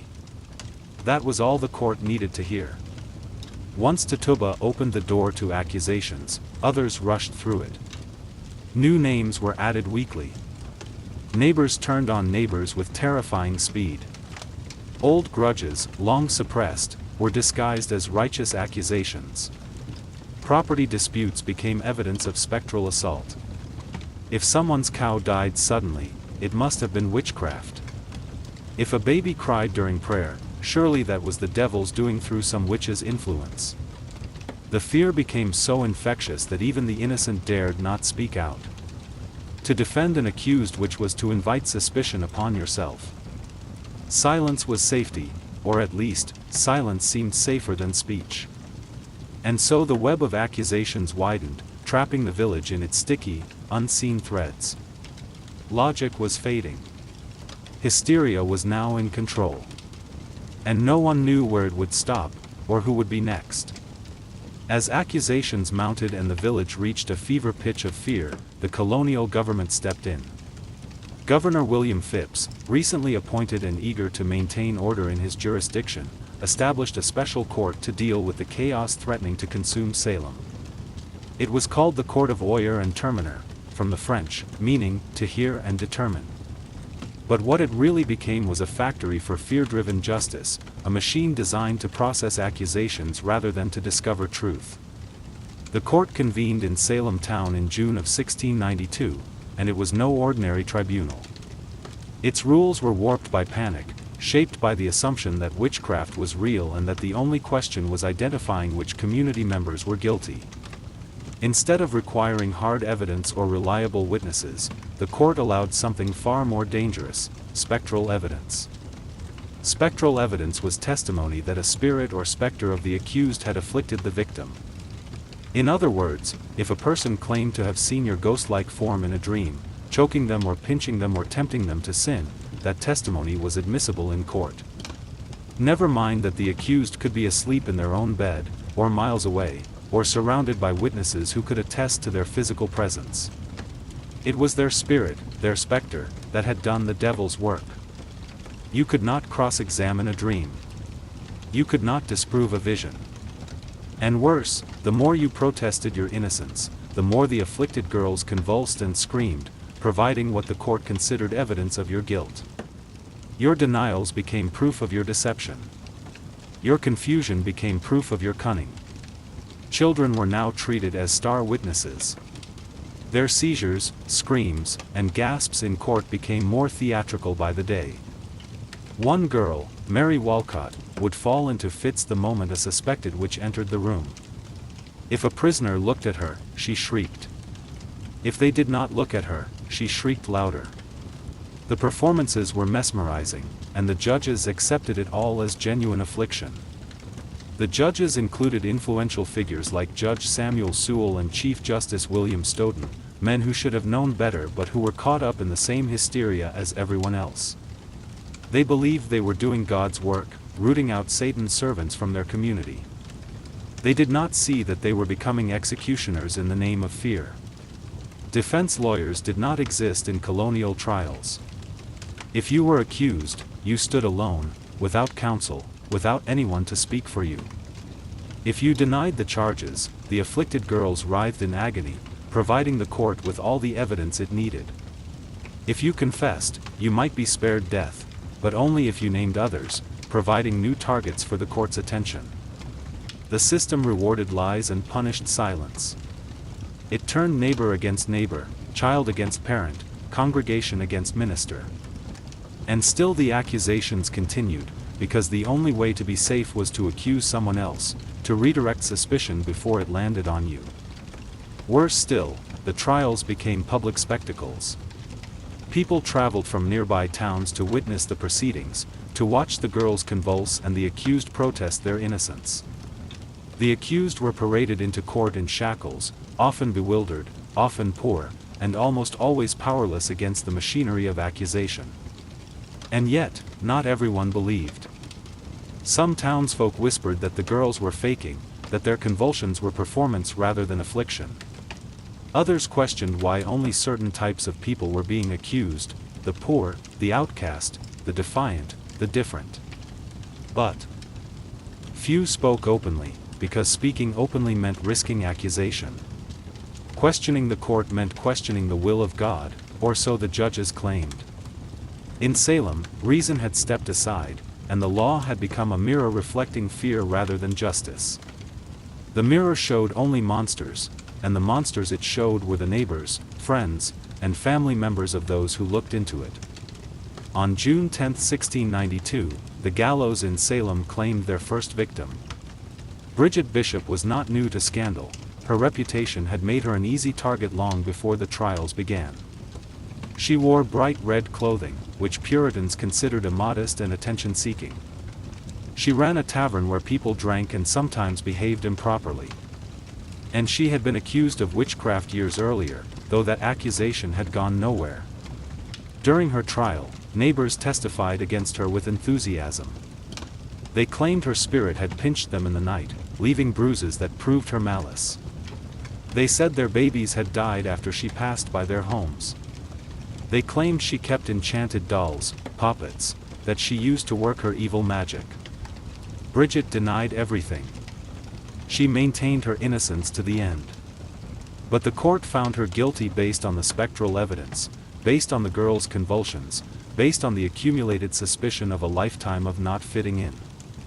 She was led to Gallows Hill, a barren, windswept patch of earth just outside Salem. No prayer was offered for her soul, or if it was a prayer for damnation rather than mercy. The rope was pulled. The crowd watched. And with that single execution, the machinery of death began to churn in earnest. The hangings that followed came quickly, as if the court was eager to prove its effectiveness. On July 19, 5 more women were executed: Sarah Good, Susanna Martin, Rebecca Nurse, Elizabeth Howe, and Sarah Wilds. Some had enjoyed good standing in the community before the accusations began. Rebecca Nurse, in particular, was a shocking case, an elderly, pious woman beloved by many, respected for her devotion and her gentle character. Even the jury initially found Rebecca not guilty. The evidence against her seemed flimsy even by the distorted standards of the court. But when the verdict was announced, the afflicted girls began to scream and convulse with renewed fury. The judges, visibly disturbed by this reaction, sent the jury back to reconsider.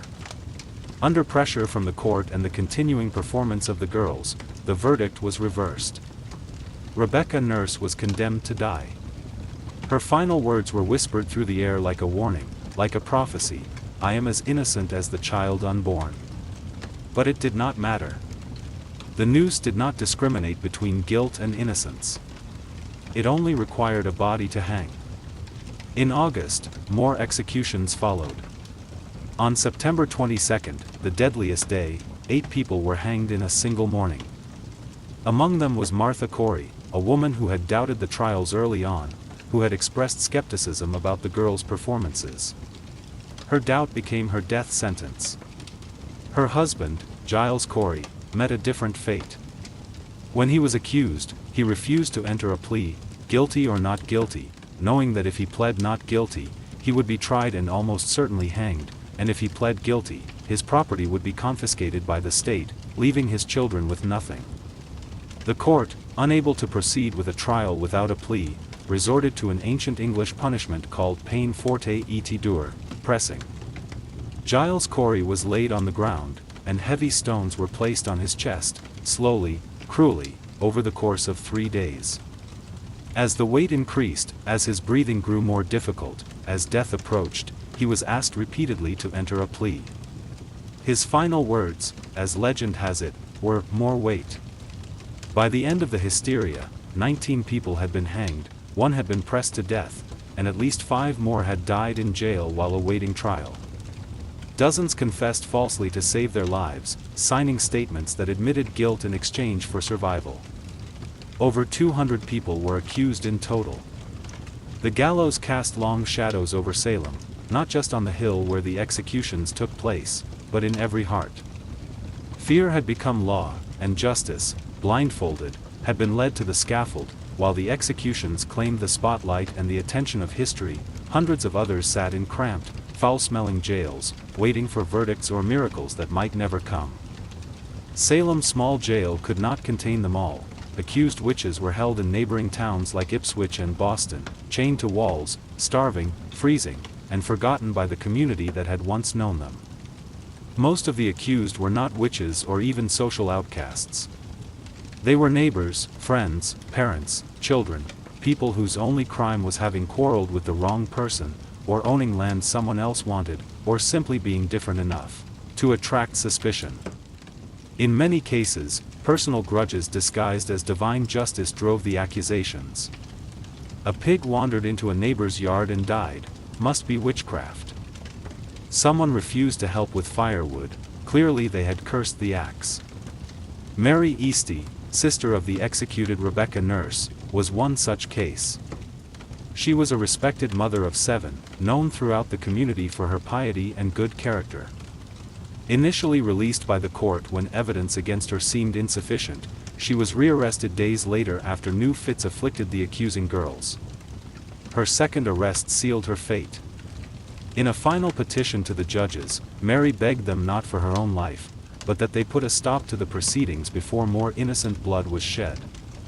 She wrote with clarity and dignity, maintaining her innocence while acknowledging that her words would not save her. She was hanged soon after. Another notable case was Dorothy Good, the 4-year-old daughter of Sarah Good. After her mother's arrest, little Dorothy was interrogated by magistrates who expected answers from her. Under pressure, confused and terrified, the child confessed to being a witch. Her answers, gibberish, fear, the desperate attempts of a young child to please adults, were taken as truth. Dorothy was imprisoned for 8 months in chains. When finally released, she was mentally broken, never recovering from the trauma of those months in darkness, separated from her mother, surrounded by strangers who treated her as a criminal. She was 4 years old. Pregnant women were not spared. Elizabeth Proctor, whose husband John Proctor would later hang, was found guilty and sentenced to die. But because she was pregnant, her execution was delayed until after she gave birth. That delay likely saved her life. By the time her child was born, the hysteria had begun to recede. She gave birth in jail and was eventually released after the trials ended. Accusations snowballed through the community. Some accused confessed in desperation to avoid death, then named others to shift suspicion away from themselves. Entire families were pulled into the spiral: fathers, wives, daughters, sons. No one was beyond reach, no reputation sturdy enough to guarantee safety. Meanwhile, the jails swelled beyond capacity. Food was scarce, contaminated, insufficient. Disease spread through the confined populations.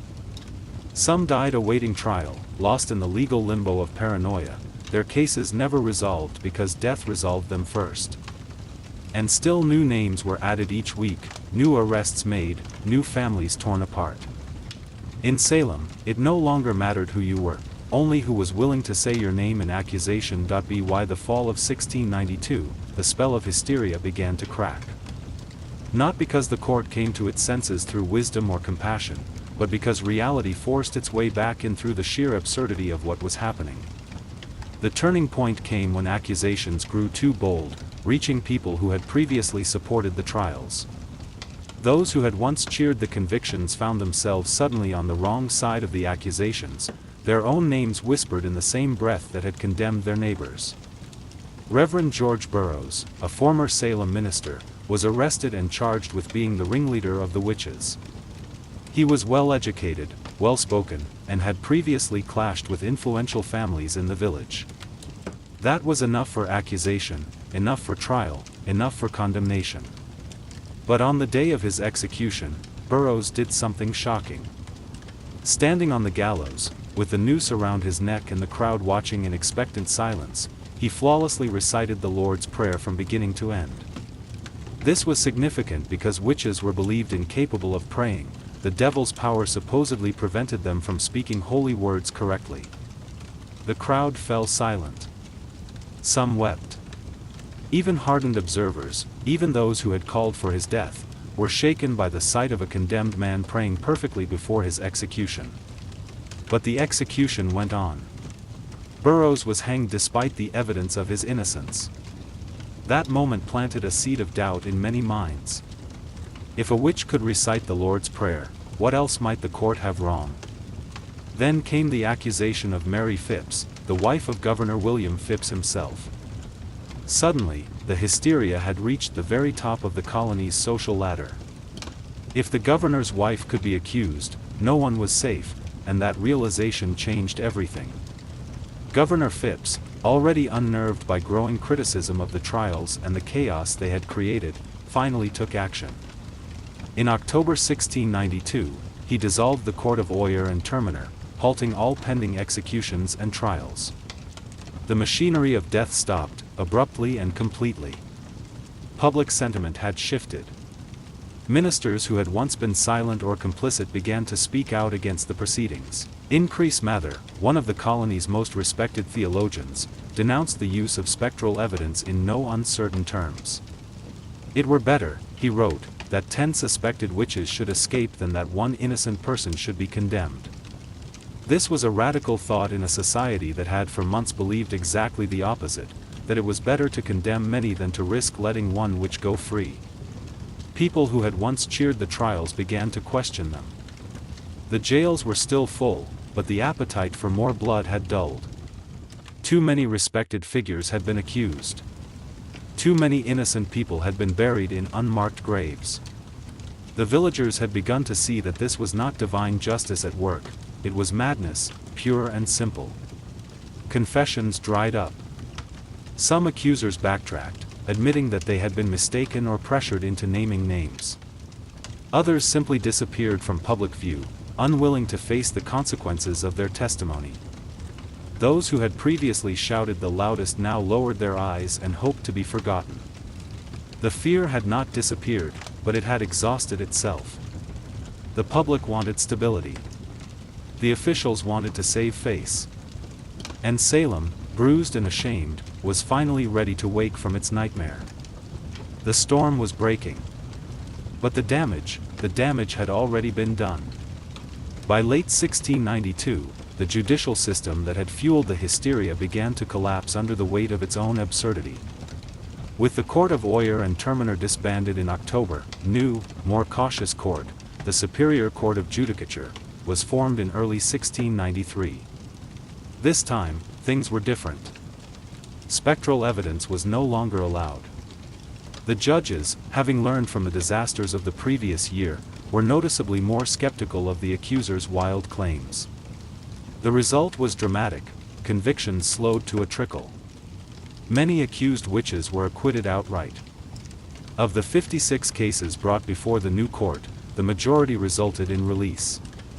Even those who had already confessed began to recant their testimonies, admitting that fear, torture, or pressure had forced them to lie. The dramatic performances of the afflicted girls, once so convincing, lost their persuasive power when subjected to actual scrutiny. Without spectral evidence to support them, the accusations fell apart. The most prominent case in the unraveling was that of Reverend Samuel Willard, a respected minister who came under suspicion. While he was never formally charged, the fact that such a high-ranking, devout man could be suspected highlighted how arbitrary and corrupt the process had become. If a minister could be accused, the entire foundation of the trials crumbled. The court, once ferocious in its pursuit of convictions, was now cautious. They began quietly releasing those still in jail, first those with little evidence against them, then eventually even those who had confessed to witchcraft under duress.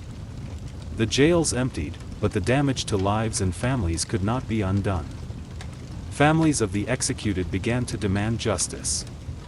John Proctor's children petitioned for the return of his property, confiscated after his execution. Rebecca Nurse's family launched a campaign to clear her name, gathering testimony and petitioning the government for official recognition of her innocence. In time, community shame replaced community fear. Church congregations fractured under the weight of what had happened. Friendships that had survived for decades were severed by accusations and betrayals. The very fabric of Salem's social order had been shredded, and no court decision could restore what had been lost. Governor Phipps, recognizing the colony's growing international embarrassment and the depth of local anger, pardoned the remaining prisoners in 1693. But even freedom came at a cost. Many families had to pay for their own jail fees before being released, room and board charges for the months they had spent imprisoned. Imagine losing your home, your health, your reputation, and nearly your life, only to be handed a bill for the privilege of surviving. By the end of the ordeal, 19 people had been hanged, 1 had been pressed to death, and 5 had died in jail awaiting trial. Over 200 had been accused. The court did not just collapse, it imploded, leaving behind a crater of guilt, grief, and disbelief. The trials had ended, but the healing had not even begun. Salem was a village forever altered by the people it had lost, the justice it had abandoned, and the mirror it was now forced to look into. The gallows were silent now. The jails had emptied. But Salem was far from peaceful. The town was not haunted by ghosts, it was haunted by guilt. What had started with a handful of sick girls had exploded into a communal act of destruction. Families had been torn apart. Reputations, built over lifetimes, had been ruined in days. Innocent lives had been ended by the very people who should have protected them. And now the survivors had to live in the wreckage. Neighbors could no longer look each other in the eye. The same people who had once prayed together had testified against one another, had watched each other's executions, had done nothing to stop the killing. Trust, once broken, could not be restored by any proclamation or pardon. Some of the afflicted girls quietly left town, unable to face the community they had helped destroy. Others faded from public view, living out their lives in obscurity and, presumably, shame. A few, like Putnam Jr., would later express remorse. In 1706, she stood before her congregation and publicly apologized for her role in the trials, blaming delusion by Satan for her actions. But for many victims' families, the damage was beyond words, beyond apology. The court officials, too, carried their burden. Judge Samuel Sewall, one of the most prominent figures in the trials, was one of the few to admit wrongdoing publicly. In a remarkable act of penance, he stood during a church service in 1697 while a minister read out his confession and prayer for forgiveness. It was a rare moment of accountability in a time when most tried to forget, to move on, to pretend the nightmare had never happened. But forgetting was not easy. The families of the condemned continued to demand compensation, to seek official recognition that their loved ones had been innocent. Over the years, petitions flooded the Massachusetts government, asking for pardons, for returned property, for public acknowledgement of wrongdoing. Slowly, the government responded. In 1711, the colony passed a bill restoring the rights and good names of some victims and offering limited financial restitution to their heirs. But even that was not comprehensive. Some families, like the Coreys and the Proctors, were left out entirely, their claims unresolved. Whispers of witchcraft never quite left New England, but in Salem, the shame became part of the town's identity. The village eventually changed its name to Danvers, perhaps hoping to distance itself from its infamous past. Gallows Hill was never officially marked, as if the town hoped to bury not just the dead but the memory of what had happened there. But the memory persisted, in sermons, in stories, in the silence between former friends who could not forget what they had done or failed to do. Salem had not been cursed by witches. It had been cursed by fear, by pride, by unchecked power, and by the willingness of ordinary people to believe the worst about their neighbors. That curse would linger long after the execution stopped. The Salem witch trials ended more than 3 centuries ago, but their legacy continues to echo, not just in textbooks and historical tours, but in how we understand justice, fear, and the fragility of truth. What happened in 1692 was not simply a strange episode of mass hysteria, a peculiar aberration in an otherwise rational history. It was a breakdown of logic, compassion, and legal integrity in the face of panic. Ordinary people, farmers, midwives, ministers, mothers, became executioners simply by believing too easily and questioning too little. They did not need to be monsters to commit monstrous acts. They only needed to be afraid enough, and certain enough, to abandon the principles that normally restrained them. The courts meant to protect the innocent became tools of oppression. Religion, which should have counseled mercy and humility, was weaponized to justify killing. Testimony became theater, with the most dramatic performances treated as the most convincing evidence. Silence became guilt, and doubt became dangerous. One of the most chilling aspects of Salem's tragedy is how quickly it unfolded. In a matter of months, fear overcame fact. Old grudges, dressed up as spiritual warfare, became death sentences. It did not take demons or devils to create this horror. It only took belief in them, and the willingness to act on that belief without evidence, without mercy, without restraint. But the trials also taught hard-earned lessons that would ripple through American society. In the years and centuries that followed, the Salem episode would be cited repeatedly in debates about due process and civil liberties. The United States Constitution, written nearly a century later, would explicitly prohibit things like ex post facto laws and bills of attainder, measures that had, in effect, doomed the accused in Salem. The guarantee of a right to legal counsel, the right to face your accusers, the requirement for concrete evidence rather than spectral testimony, these were hard-won principles forged in part from the ashes of Gallows Hill. The Constitution's protections against unreasonable searches and seizures, its insistence on fair trials, its assumption of innocence until proven guilty, all reflect lessons learned from Salem and similar tragedies. In modern times, the phrase, witch hunt, has become shorthand for political persecution or moral panic, though it is often used with little regard for the real terror those words represent. In truth, Salem was not a metaphor. It was a town where people were hanged for imaginary crimes, betrayed by the very systems designed to protect them. Perhaps the most lasting lesson is this: fear unchecked can become its own form of tyranny. And when fear is legitimized by power, by courts, by churches, by governments, by popular opinion, it becomes almost unstoppable. The only defense against it is vigilance, skepticism, and the courage to speak even when speaking is dangerous. The Salem witch trials are a cautionary tale, not just of one village's descent into madness, but of how easily reason can fall when fear is given authority. The gallows may be gone, the courtrooms quiet, but the warning still stands. Truth is fragile. Justice is not automatic. And history has a habit of repeating itself unless we remember. In the long history of Rome, few women left marks as deep, or as controversial, as Fulvia. Born around 83 BCE into the elite Fulvii family, she entered a world where women were expected to be seen rarely and heard never. The Fulvii were an old plebeian house that had long since clawed its way into the upper echelons of Roman politics, producing consuls, generals, and orators over generations.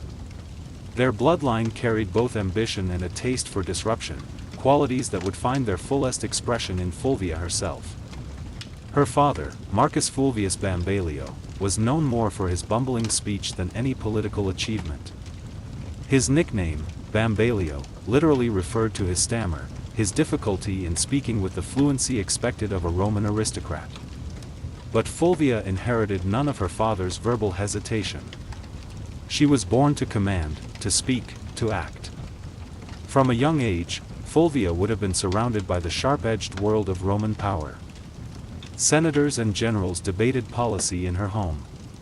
Elections and treachery were daily news, discussed openly among adults who took for granted that politics was a blood sport. She would have seen how politics was not just played in the forum, but in marriages, funerals, rumors, and backroom deals where the fate of the republic was decided. Women in elite Roman households were expected to be quiet partners, refined, educated, graceful, and obedient. They managed households, raised children, and influenced their husbands through private counsel rather than public action. Fulvia would break all of these expectations systematically and spectacularly. She was wealthy, highly educated, and connected to the most powerful families in Rome. And she knew it. While her early life remains hazy in historical records, her later actions suggest a young woman who was observant, politically literate, and utterly unafraid of the consequences of stepping outside traditional boundaries. This was not someone who faded into the background, not someone content with the shadows. She had a strong personality, a sharp political mind, and a will to act even in the male-dominated space of Roman governance. In an era when women who appeared in historical records usually did so because of their relationships to men, as daughters, wives, mothers, Fulvia would appear because of what she herself did. This was also a period of unprecedented instability in Rome. The Republic was unraveling, torn apart by civil wars, populist revolts, and power struggles between generals like Sulla, Pompey, and Caesar. The old rules were collapsing, the old certainties dissolving. Fulvia came of age right in the middle of this chaos, and rather than recoiling from it, she learned to use it. Her early life did not produce the kind of modest matron Rome idealized. It produced a woman who saw politics not as a man's world to be feared, but as a battlefield to be mastered. She would go on to marry three of the most powerful and controversial men of her era, each marriage a strategic alliance that advanced her position and influence. But Fulvia would not just marry power. She would command armies, lead revolts, and become the first Roman woman to appear on coinage, not as a goddess or mythological figure, but as herself, a living woman with political authority. Rome was not ready for Fulvia. But Fulvia was ready for Rome. Fulvia's first marriage was to Publius Clodius Pulcher, and it was anything but conventional. Clodius was no ordinary Roman noble. He was a populist agitator, a political arsonist with a flair for chaos, scandal, and street-level power that made the traditional aristocracy deeply uncomfortable. To many of the Roman elite, Clodius was dangerous, a man who mocked traditions, disrupted sacred rituals, and courted the urban mob as his power base. To the masses, he was a hero, a champion of their interests against the arrogant nobles who treated them as beneath notice. And to Fulvia, he was a strategic opportunity, a partner whose ambitions matched her own. Their marriage, sometime in the early 50s BCE, united Fulvia with the man who had turned the Roman Republic into his personal stage. Clodius was infamous for his theatrical defiance of tradition. He had once disguised himself as a woman to infiltrate a sacred female-only religious ceremony in Caesar's home, scandalous behavior that somehow only increased his popularity with the masses who appreciated his willingness to flout convention. He later renounced his patrician status, giving up the highest social rank, to run for the tribunate of the plebs, an office that gave him veto power over the Senate and direct access to popular assemblies. Clodius understood Rome's street politics better than most senators understood the law, and he used that understanding to build a power base that traditional politicians could not match. Fulvia, far from being a passive consort, was right there beside him. She was not a silent partner content to manage the household while her husband managed politics. Roman sources suggest she actively participated in Clodius's political world, engaging with his supporters, appearing publicly during his campaigns, and managing their home as a hub for his political operations. Together, they represented a new kind of Roman power couple, bold, populist, and unapologetically aggressive. They did not apologize for breaking rules or challenging traditions. They presented themselves as a different way of doing politics, and many Romans found their approach compelling. But the alliance came at a terrible cost. In 52 BCE, Clodius was murdered on the Appian Way by the bodyguards of his political rival, Titus Annius Milo. His death sent shock waves through Rome, sparking riots and political chaos. But Fulvia was not about to mourn quietly or retreat into private grief. She staged a political funeral that historians still discuss today. She paraded Clodius's mutilated body through the Roman Forum, displaying his wounds, his blood, the evidence of his murder for all to see. The public was horrified and enraged. Riots erupted. The Senate house itself was burned to the ground by mobs responding to Fulvia's display. Fulvia had turned personal grief into public uprising, private loss into political weapon. This was her first major independent political act, and it worked spectacularly. Her ability to manipulate public emotion, to use spectacle as strategy, to wield her husband's legacy as a weapon against his enemies, these skills made her a new kind of player in Roman politics. Clodius was gone, but Fulvia had stepped out of the shadows. Rome would never see her the same way again. Fulvia did not linger in mourning. In Rome, political capital had a short shelf life, and she understood that better than anyone who had not grown up watching the Republic devour its children. Shortly after the violent death of Clodius Pulcher, she entered into a second marriage, this time to Gaius Scribonius Curio, a rising political star and one of Julius Caesar's most passionate supporters. On the surface, Curio seemed an unlikely match for the widow of Rome's most notorious populist. He had a flamboyant reputation and a taste for drama that matched Clodius's, but beneath the bravado was a sharp political operator with genuine talent for navigating Rome's treacherous waters. As tribune of the plebs in 50 BCE, Curio wielded enormous influence during one of Rome's most volatile periods. The Republic teetered between war and peace, between Caesar's ambitions and the Senate's resistance, between the old order and whatever would replace it. Curio's position gave him veto power, and he used it strategically to advance Caesar's interests while maintaining plausible deniability. Fulvia saw in Curio not just a husband but a bridge to the next power block.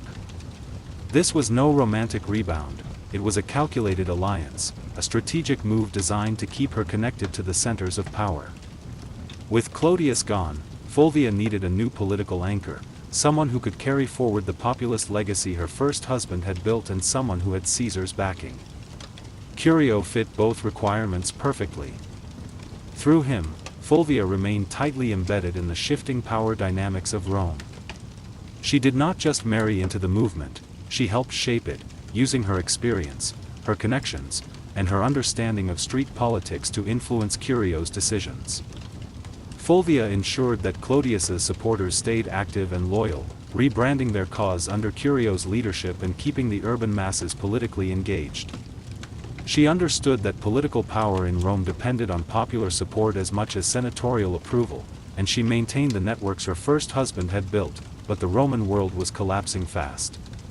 Tensions between Caesar and Pompey exploded into civil war, dividing the Republic against itself. Curio, committed to Caesar's cause, threw himself into the fight, taking command of military forces in Caesar's name. Fulvia, as always, remained politically involved. She reportedly helped organize support and manage resources for her husband's campaign, using her skills and connections to ensure he had what he needed. This was not the passive support expected of a Roman wife, it was active participation in military politics. In 49 BCE, Curio led a military expedition to Africa to secure Caesar's position against Pompeian forces. It was a disaster. He was ambushed and killed by the forces of King Juba of Numidia, who had allied with Pompey. His death was brutal, his army annihilated, his body never recovered for proper burial. Once again, Fulvia was widowed. Once again, Rome waited to see if she would fade into the background, retreat into private grief, accept the limitations of widowhood. Once again, she did not. Curio's death only solidified her status as a political widow with dangerous resilience. She had now lost 2 husbands to Rome's civil unrest, and both had died fighting for populist causes against the established order. But Fulvia was far from finished. Her most audacious partnership, and her most dramatic chapter, was still to come. Fulvia's third and most famous marriage was to Mark Antony, the ambitious general and loyal ally of Julius Caesar. Their union, forged sometime around 47 BCE, was not merely a romantic attachment, it was a merger of power, a joining of 2 forces that would shake the Roman world. Fulvia had already proven herself as a master of Roman street politics, a woman who could mobilize crowds, manage factions, and wield influence through networks her husbands had built. Antony, rising rapidly through military and political ranks, needed that kind of savvy support in Rome while he was away on campaign. Together they formed one of the most politically potent couples of the late Republic. By the time of their marriage, Fulvia was no stranger to blood and betrayal. She had buried 2 husbands and outmaneuvered countless enemies. She understood that politics in Rome was war by other means, and she had the scars to prove her experience. Antony was no stranger to scandal either. He drank heavily, gambled extravagantly, and his personal life was notoriously chaotic by any standard. But with Fulvia, Antony had found someone who could do more than entertain him. She could defend his interests when he was absent, hold his alliances together when they frayed, and rally supporters when his enemies moved against him. And Antony, despite his brash exterior, understood her value. He allowed Fulvia to exercise authority that no Roman woman had publicly wielded before. She opened his correspondence, reading letters meant for his eyes only and responding when appropriate. She issued orders in his absence, directing his supporters and managing his affairs. She sat in on meetings with important allies and influenced appointments to positions of power. Roman sources, mostly hostile to her, depicted her as overbearing and power-hungry. But what disturbed them most was not her ambition, it was that she acted like a Roman man in a world that had no language for such a woman. After Caesar's assassination in 44 BCE, the Republic was plunged into chaos once more. Antony rushed to secure his position as Caesar's political heir, maneuvering among the various factions competing for power. But it was Fulvia who held Rome itself, maintaining his influence in the capital while he negotiated with rivals. While Antony formed the Second Triumvirate with Octavian and Lepidus, the three-man dictatorship that would rule Rome, Fulvia acted as his representative in the capital. She managed patronage networks, coordinated with the street gangs that still controlled urban politics, and ensured that Antony's supporters remained mobilized and loyal. She even helped arrange Antony's official reconciliation with Octavian by marrying her daughter Clodia to him, an alliance that would later implode spectacularly when Octavian divorced her to make a more advantageous marriage. In public, Fulvia appeared not just as Antony's wife but as his proxy, his representative, his partner in power. Roman coins were minted bearing both Antony's image and Fulvia's name, an unprecedented acknowledgement of her status and authority. She was not hidden in the shadows of power. She stood in its full glare, daring anyone to object. But power in Rome was always borrowed, always temporary, always subject to the whims of men who could not tolerate a woman who acted like them. Fulvia was about to test the limits of how far a woman could go before Rome snapped back. While Mark Antony pursued military campaigns and political deals across the Roman world, it was Fulvia who controlled the streets of Rome. She was not just his wife, she was his regent in all but name, the person who maintained his position and advanced his interests while he was elsewhere. In a period where violence, bribery, and raw influence maintained order more effectively than laws, Fulvia proved she could play the game as well as, if not better than, any man in the Senate. Rome in the aftermath of Caesar's assassination was a battlefield without swords, where power was measured by who you could mobilize, who you could pay, who you could intimidate. Fulvia understood this new landscape and she anchored Antony's authority in the capital by becoming his political substitute. She directed allies, dealt with the urban plebs, negotiated with factions, and most daringly, waged war with words and silver. She financed loyal troops from her own resources, offered bribes to keep public order, and ensured that any legislation passed favored Antony's future interests. Some ancient sources, especially those hostile to her like Appian and Dio Cassius, paint Fulvia as manipulative, shrewish, and even warmongering. But beneath the misogynistic exaggeration lies a woman actively doing politics in a world that had no protocol for a woman doing anything beyond weaving and mourning. The same behaviors that would have made a man a statesman made Fulvia a monster in the eyes of historians who could not accept female agency. Fulvia was building coalitions, backing military commanders, and even issuing what amounted to decrees, functions normally reserved for senators and consuls. She also made public appearances and maintained strong relationships with veteran soldiers, a politically vital demographic in the power struggles of the late Republic. Soldiers remembered who supported them, who paid them, who cared about their interests. While Antony was campaigning in the east, Fulvia was often the face of his authority in Italy, meeting with centurions, influencing decisions about land distribution, and reminding the soldiers that their loyalty to Antony came with rewards. She was not just maintaining his position, she was building it, strengthening it, making it more secure. But this accumulation of power came at a cost. Roman aristocrats, particularly the faction aligned with Octavian, Caesar's young heir and Antony's increasingly bitter rival, resented Fulvia's influence. They viewed her as a meddling woman with too much sway over legions, laws, and loyalties. Her ability to act without male guardianship was not just threatening, it was unprecedented, and precedents matter in a society built on tradition. Fulvia was not naive. She knew the tension between Antony and Octavian was growing, knew that their alliance was cracking under the pressure of competing ambitions. She could see that the Republic was not big enough for both of them, that eventually one would have to eliminate the other. So Fulvia began preparing for the next phase. Not diplomacy, but confrontation. She had stood behind power long enough. Now she was ready to take it into her own hands. In 41 BCE, Fulvia did the unthinkable. She went to war against Octavian, the future Augustus, the man who would become Rome's first emperor. And she did not do it quietly or indirectly. She raised armies, commanded troops, and led a rebellion in her husband's name. With her husband Mark Antony still stationed in the east, preoccupied with his campaigns and his growing entanglement with Cleopatra, Fulvia and Lucius Antonius, Antony's younger brother and a consul, took it upon themselves to challenge Octavian's authority in Italy. The stated cause was to defend Antony's interests and protect the land rights of Roman veterans loyal to him. But underneath it all, Fulvia's fingerprints were everywhere. This was not just politics. This was a military rebellion led by a Roman woman, the first and only time in Roman history that a woman would actively provoke and organize a civil war. The conflict, known as the Perusine War, was triggered by Octavian's controversial land redistribution program, which displaced many Italian farmers to reward his own soldiers. Fulvia seized on the growing discontent, portraying Octavian as a tyrant and traitor to Caesar's legacy.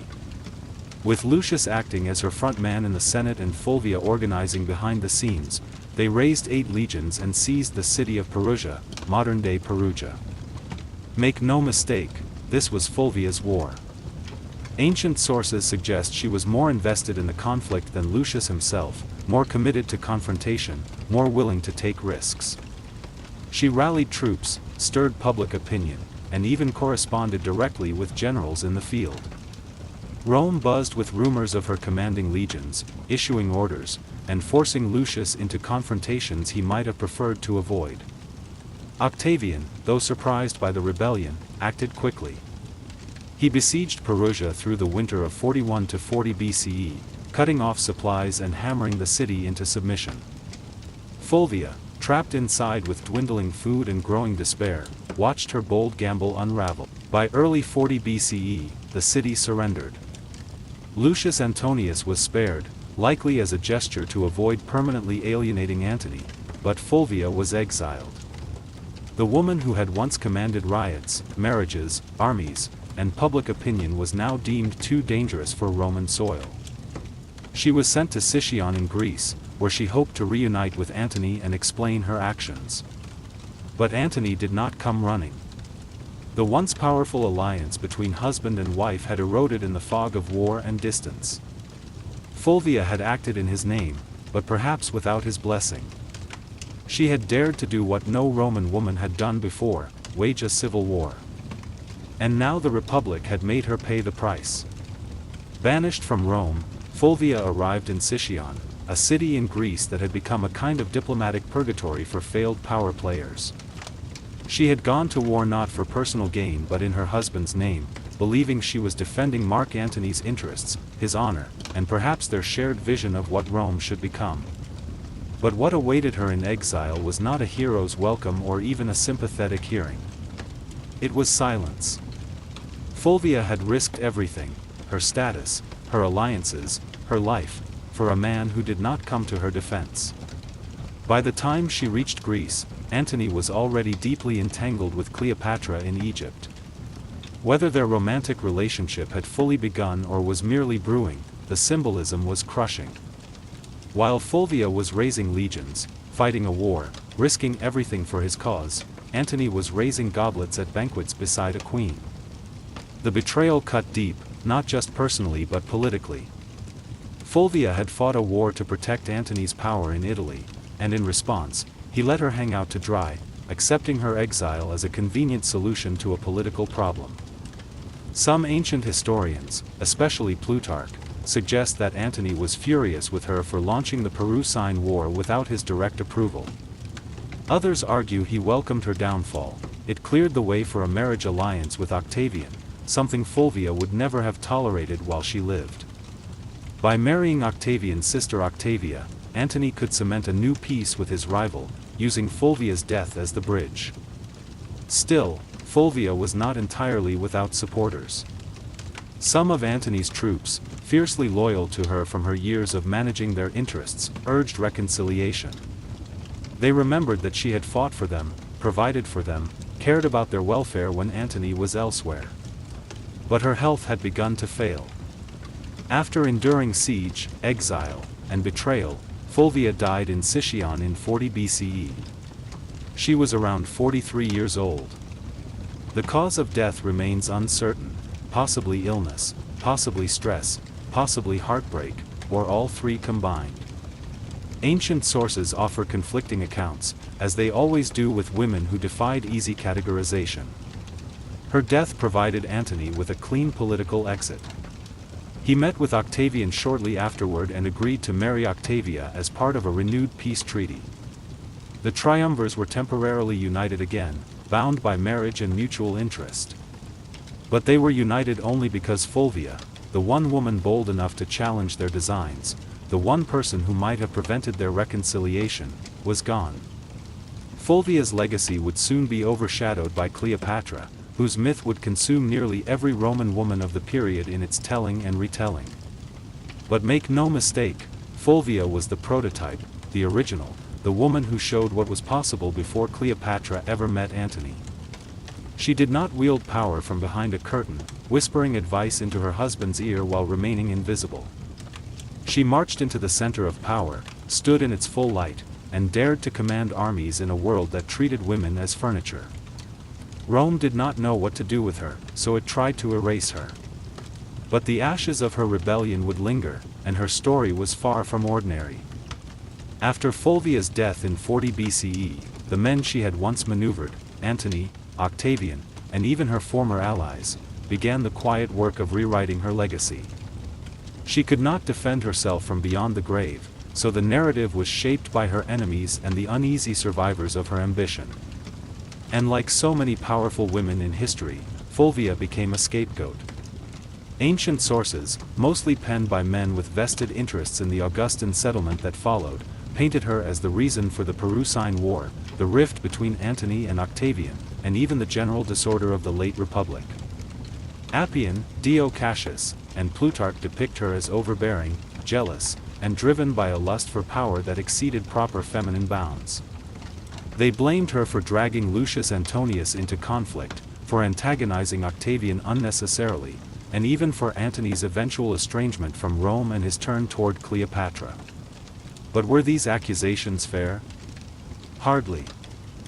Fulvia had operated within a political climate where violence and manipulation were expected, at least if you were a man. She was no more ambitious than Caesar, no more aggressive than Pompey, no more ruthless than Octavian would eventually prove to be when he became Augustus. Her only true deviation was that she was a woman acting like a Roman man, and Rome did not know how to process that. She was not cloistered in the home, weaving quietly or serving as a political ornament while men made decisions. She was writing letters to generals, organizing street mobs, and commanding loyalty from troops who respected her effectiveness. And that made her dangerous, not just to Octavian, but to the entire structure of Roman memory-making. Even Mark Antony, the man whose legacy she had fought to preserve, conveniently blamed Fulvia for the civil strife after her death. After reconciling with Octavian and marrying his sister, Antony used Fulvia's death as a diplomatic cleansing. Her memory became the price of his political survival, the sacrifice he offered to seal his new alliance. There were no monuments raised in her honor, no grand funeral orations praising her achievements, no mourning speeches in the Senate. Just silence, and then slander, and then erasure. Yet her enemies could not erase her entirely. Fulvia had done too much, left too many marks on history to be completely disappeared. She had raised armies, steered elections, negotiated alliances, and fought a civil war. She was the first Roman woman whose name appeared on coinage, not as a deity or metaphor, but as a political agent in her own right. The damage to her reputation was deliberate, calculated, political. But so was her presence in the historical record. Despite every attempt to bury her behind caricature and slander, Fulvia refused to vanish entirely. Her defiance still echoes across the centuries. You just have to listen past the men who tried to silence her. Fulvia's story ends in silence, but her legacy is anything but quiet. In the centuries that followed her death, historians and writers struggled to place her in Rome's grand narrative because Fulvia broke every rule of what a Roman woman was supposed to be. She did not just advise power from the shadows, she became power, and that made her both unforgettable and deeply unsettling to a patriarchal world. In a society where women were expected to influence through whisper and marriage, Fulvia shouted through policy, war, and political theater. She was not a consort seeking to guide her husband's decisions. She was a commander making her own decisions and expecting others to follow. And yet she was remembered more for her defiance than her accomplishments. Roman historians could not handle a woman who did not stay in her place, so they rewrote her as shrill, power-hungry, and disruptive, the stock accusations leveled at ambitious women throughout history. They reduced her complexity to caricature, her achievements to aggression, her strategy to spite. But read between the lines of these hostile accounts, and a different figure emerges. Fulvia was the first Roman woman to mint coins with her name, placing herself alongside the men who ruled the Republic. She organized political factions with skill that professional politicians might envy. She leveraged marriage as a tactical weapon, building alliances that shaped the course of civil wars. She manipulated Roman street politics with stunning effectiveness, understanding that power in the late Republic flowed through the mob as much as the Senate. She moved through the civil wars of the 1st century BCE not as a bystander but as a player, a woman whose influence terrified senators and shaped the fate of triumvirs. Her downfall was not due to incompetence or excessive ambition. It was due to timing and gender.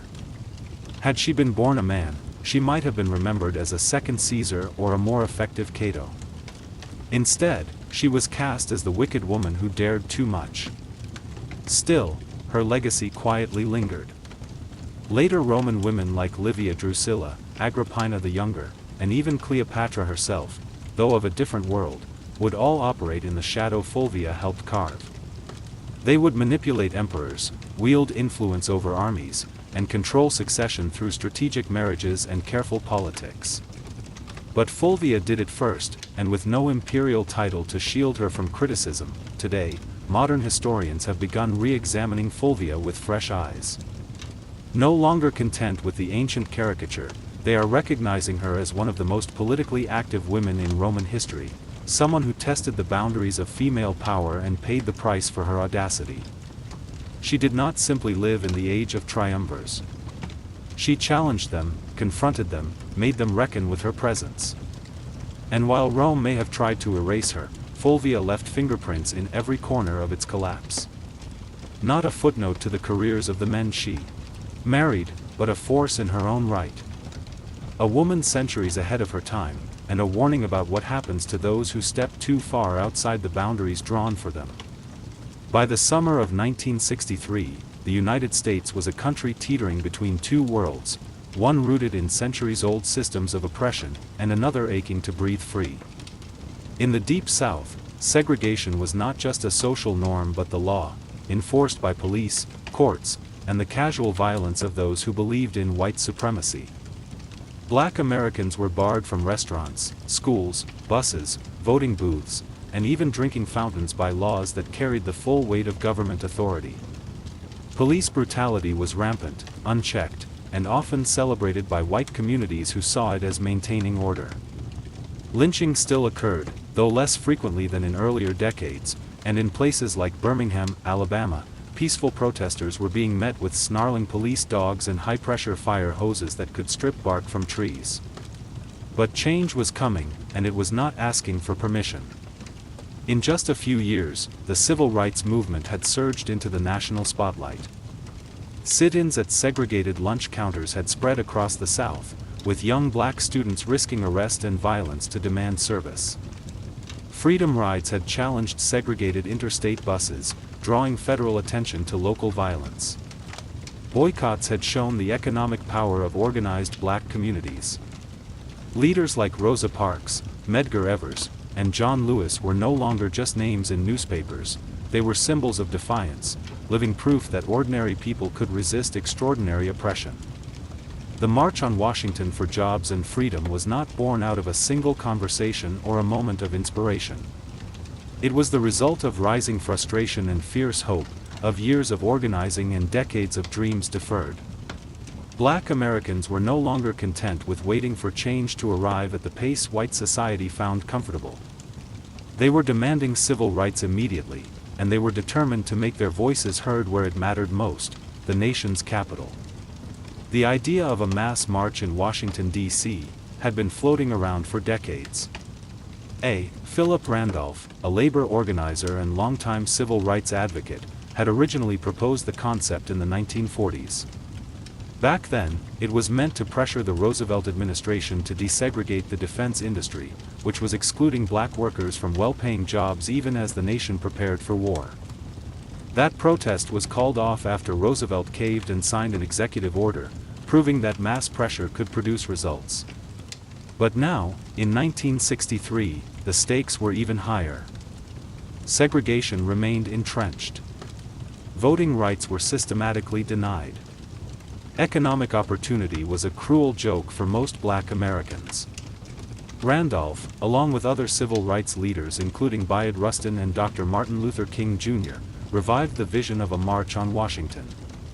And this time, they were not just marching for jobs. They were marching for dignity, for voting rights, for school desegregation, for equal pay, for the basic human right to live free of fear. The demands were economic as well as political, recognizing that freedom without resources was an empty promise. Over a dozen major civil rights organizations came together to plan the march, despite their many disagreements about tactics and strategy. They understood the power of a unified front, the importance of showing the nation and the world that the movement spoke with one voice on fundamental principles. The countdown had begun. Buses were being organized across the country. Flyers were spreading through churches, schools, and community centers. Word of mouth was moving faster than newspapers, carrying news of the march to every black community in America. And across the nation, black Americans were preparing for what would become one of the most unforgettable moments in American history. The dream was taking shape, one footstep at a time. Pulling off a protest of any kind in Washington, D.C., was no small feat in 1963. But planning one for over 100,000 people, possibly more, was logistical madness. On paper, it sounded like a nightmare of coordination and contingency planning. Food, water, transportation, sound systems capable of reaching hundreds of thousands, bathrooms for crowds larger than most cities, medical teams ready for any emergency, permits from a nervous district government, crowd control without police violence, safety plans that anticipated every possible disruption. And yet, somehow, they made it happen. At the center of this controlled chaos stood Bayard Rustin, a man who, despite being openly gay and often kept behind the scenes for political reasons, was a master strategist without equal in the movement. Rustin had once studied nonviolence directly under Mahatma Gandhi's followers in India, learning the philosophy and practice of peaceful resistance from those who had helped liberate a nation. He had marched, been jailed, beaten, and surveilled by the FBI for his activism and his identity. But nothing fazed him. Rustin saw the March on Washington as a chance to show the world what disciplined, nonviolent protest could achieve when coordinated with military precision. He approached the logistics as a general plans a campaign, mapping routes, calculating capacities, training marshals, anticipating problems before they arose. In just 8 weeks, Rustin and his team transformed an idea into a reality. The march was officially called the March on Washington for Jobs and Freedom, deliberately framed to include both racial justice and economic opportunity. That dual message was no accident. It reflected the movement's understanding that civil rights without economic rights were incomplete, that freedom to sit at a lunch counter meant little without the money to buy a meal. While Dr. King would later become the spiritual symbol of the day, the face and voice that millions would remember, it was Randolph and Rustin who made sure the demands were just as much about unemployment, minimum wage, and workers' rights as they were about desegregation and voting. The march would demand not just the end of Jim Crow but the beginning of economic justice. Meanwhile, tensions simmered beneath the surface. President John F. Kennedy and his administration were nervous, deeply nervous. They feared riots, backlash, or worse, bloodshed that would discredit the movement and embarrass the nation before the world. Civil rights leaders assured them the protest would be peaceful, disciplined, and dignified. But assurances only went so far. The National Guard was placed on standby. Hospitals in D.C. were put on alert for mass casualties. Liquor sales were banned for the day to prevent alcohol-fueled incidents. Federal workers were told they could stay home if they were worried about safety. The city braced for the worst. And then there was the question of unity among the organizers. The Big Six civil rights organizations, the NAACP, CORE, SNCC, SCLC, the National Urban League, and Randolph's Brotherhood of Sleeping Car Porters, often clashed over tactics and priorities. Some wanted more radical action, faster change, less compromise. Others preferred diplomacy and legislative pressure. SNCC's young firebrands were growing impatient with King's nonviolent approach, frustrated by the slow pace of change and the brutality they faced daily. But they all agreed on this: the time for silence had passed. The time for action had come. Rustin's plan read like a military operation. Every bus and train was tracked. Every speaker was timed to the minute, with strict limits enforced by stage managers. Every route had marshals trained in crowd control, wearing armbands that identified them as official representatives of the march. They were not just planning a protest. They were orchestrating a moment that would shake the conscience of a nation. August 28, 1963. A sweltering Wednesday in Washington, D.C. The sun was already hot by 9 a.m., and the humidity clung to the skin like a second shirt, promising an uncomfortable day for everyone who ventured outside. But it did not stop them. From every corner of the country, they came. Black, white, young, old. Students who had skipped classes and risked expulsion. Clergy in their clerical collars, bearing witness to their faith's demands for justice. Factory workers who had taken unpaid leave. Sharecroppers who had saved for months to afford the bus fare. Celebrities whose presence drew camera crews and reporters. They wore their Sunday best, suits and dresses, hats and polished shoes, as if attending church rather than a protest. They clutched signs with simple messages: jobs and freedom, now, we march together. Some sang freedom songs learned in movement meetings. Others walked in silence, absorbing the magnitude of what they were part of. They came by bus, train, carpool, and on foot. Over 250,000 people in total, converging on the National Mall like a rising tide of hope that no authority could hold back. And yet, there was no chaos. Despite the government's fear of riots and unrest, despite the heat and the crowds and the potential for disaster, the scene was astonishingly calm. Volunteers directed foot traffic with quiet efficiency. The Red Cross handed out water to prevent heat exhaustion. Groups sang together, held hands, and cheered as new marchers arrived, swelling the crowd ever larger. You could hear gospel choirs near the reflecting pool, their voices carrying across the water.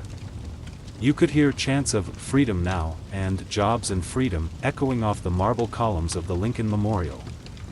You could hear the murmur of hundreds of thousands of conversations, a sound like the ocean made human. Celebrities joined the crowd: Harry Belafonte, Sidney Poitier, Paul Newman, Marlon Brando, Joan Baez, Bob Dylan. But no one was there for autographs or celebrity sightings. They were there to witness history, to lend their voices and their presence to a cause bigger than any individual. The crowd was orderly but energized, focused but joyful.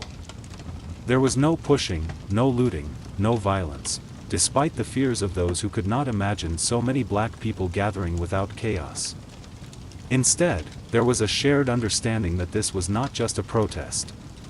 It was a sacred moment, a pilgrimage to the heart of the nation to demand what the nation had promised but never delivered.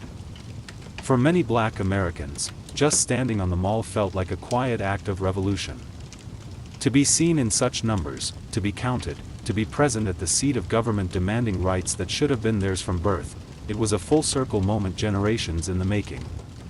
Their grandparents had been enslaved. Their parents had lived under Jim Crow.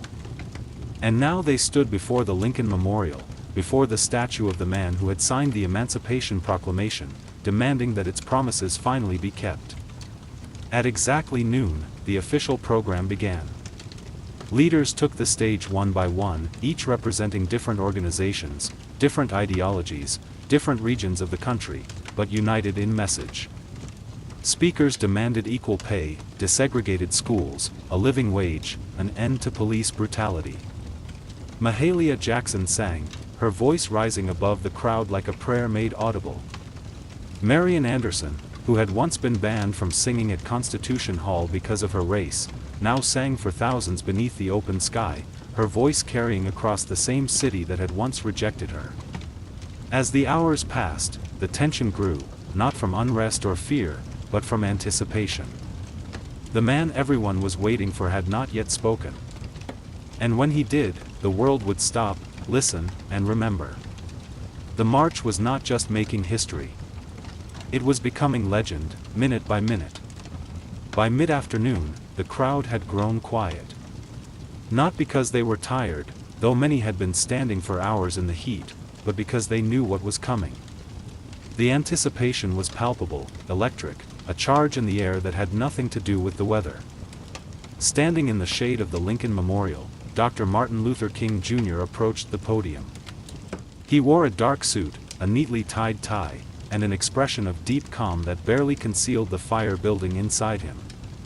He carried prepared remarks, typed and written collaboratively with his advisors the night before, a careful, measured speech that addressed the major themes of the march.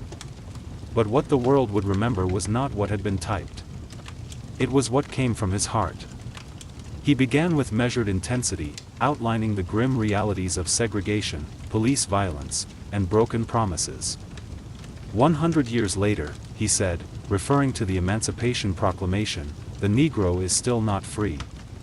His voice rose and fell like a sermon, using rhythms learned in black churches across the South. He used repetition, building momentum with each phrase. He used silence not as empty space but as an instrument, letting key words hang in the air before continuing. The crowd listened in rapt attention. Some nodded, affirming each point. Others wiped away tears, moved by words that spoke their experience. Others held signs that simply said, "Now," capturing the urgency of the moment.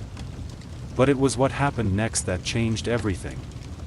Standing just behind King was gospel legend Mahalia Jackson, who had sung earlier in the program. She knew King well, had traveled with him, understood his rhythms and his gifts. As he approached the end of his prepared remarks, she suddenly cried out, "Tell them about the dream, Martin. Tell them about the dream." And King did. He set aside his notes, gripped the podium, and launched into a passage he had delivered before in smaller settings but never like this, never to 250,000 people, never with the eyes of the nation and the world upon him. "I have a dream," he said, and the crowd leaned in, hungry for what would come next. "I have a dream that one day this nation will rise up and live out the true meaning of its creed." Each phrase rang louder, clearer, more resolute than the last. "I have a dream that one day on the red hills of Georgia, the sons of former slaves and the sons of former slave owners will be able to sit down together at the table of brotherhood." The crowd began to respond, calling out encouragement, swept up in the vision he was painting. "I have a dream that my 4 little children will one day live in a nation where they will not be judged by the color of their skin but by the content of their character." It was not a speech anymore. It was a vision, a prayer, a lightning bolt through history. King was not just speaking, he was prophesying, calling forth a future that did not yet exist but that he could see with perfect clarity. By the time he closed with the words, "Free at last. Free at last. Thank God Almighty, we are free at last," the crowd erupted. Applause, tears, shouts of joy, hands raised in praise. They knew they had just witnessed something more than oratory. They had heard prophecy, seen a vision of what America could become. The power of the March on Washington was not just in the speeches or the music or the organization. It was in the people, the 250,000 souls who had gathered to witness and participate, who would carry that vision back to their communities and continue the work. They had seen the dream. Now they had to make it real. Chapter 40, The Faces in the Crowd.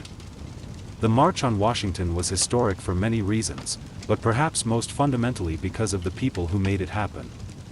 They came from Mississippi, where registering to vote could cost you your life. From Michigan, where northern segregation was subtler but no less real.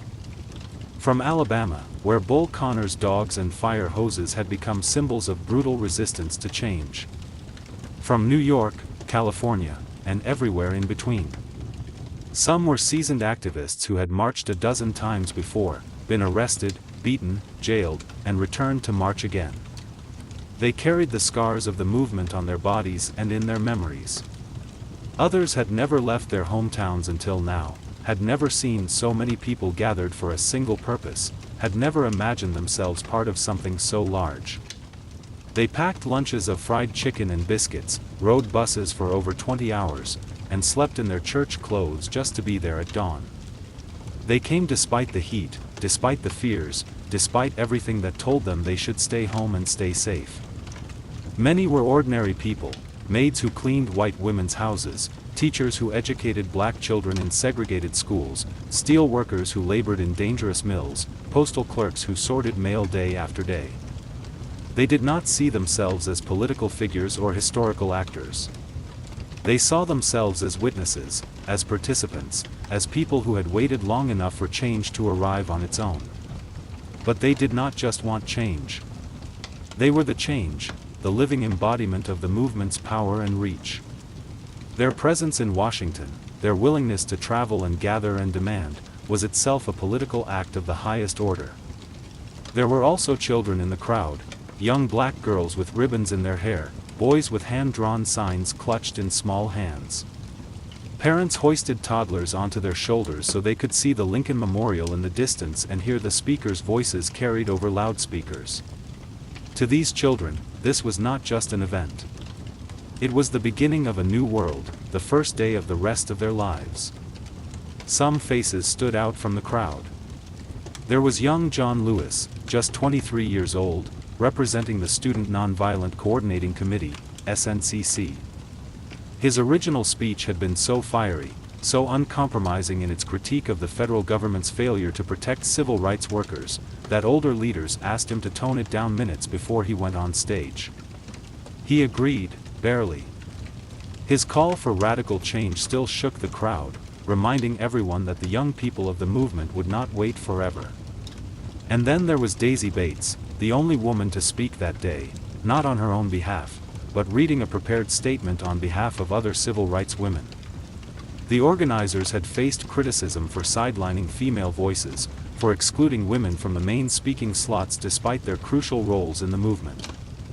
Bates's brief but powerful message underscored a harsh reality: even within a movement about equality, some voices still struggled to be heard. Also present were union organizers, rabbis, nuns, priests, and students of every background. They did not all agree on strategy. Some favored King's nonviolence, others leaned toward Malcolm X's more militant posture. But for that one day, those differences did not matter. Unity won out. It was a visual symphony of American possibility, white and black hands linked in solidarity, freedom now, buttons pinned to chests, the sound of 250,000 souls breathing as one. The faces in the crowd were not just watching history unfold. They were shaping it. And none of them would ever forget what they saw. While the world saw unity, inspiration, and poetic justice on the steps of the Lincoln Memorial, behind the scenes the March on Washington was anything but simple. What looked like a perfectly synchronized movement was in truth held together with string, sweat, and a lot of last-minute compromise. Bayard Rustin, the chief architect of the march, had to battle not just logistics but politics at every turn. He was constantly under scrutiny, not just because he was openly gay and a former communist, but because some civil rights leaders feared his identity would be used to discredit the entire movement.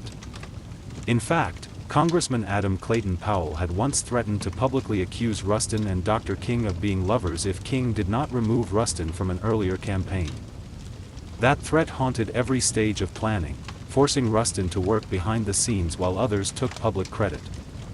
Then there was the issue of women's voices in the movement.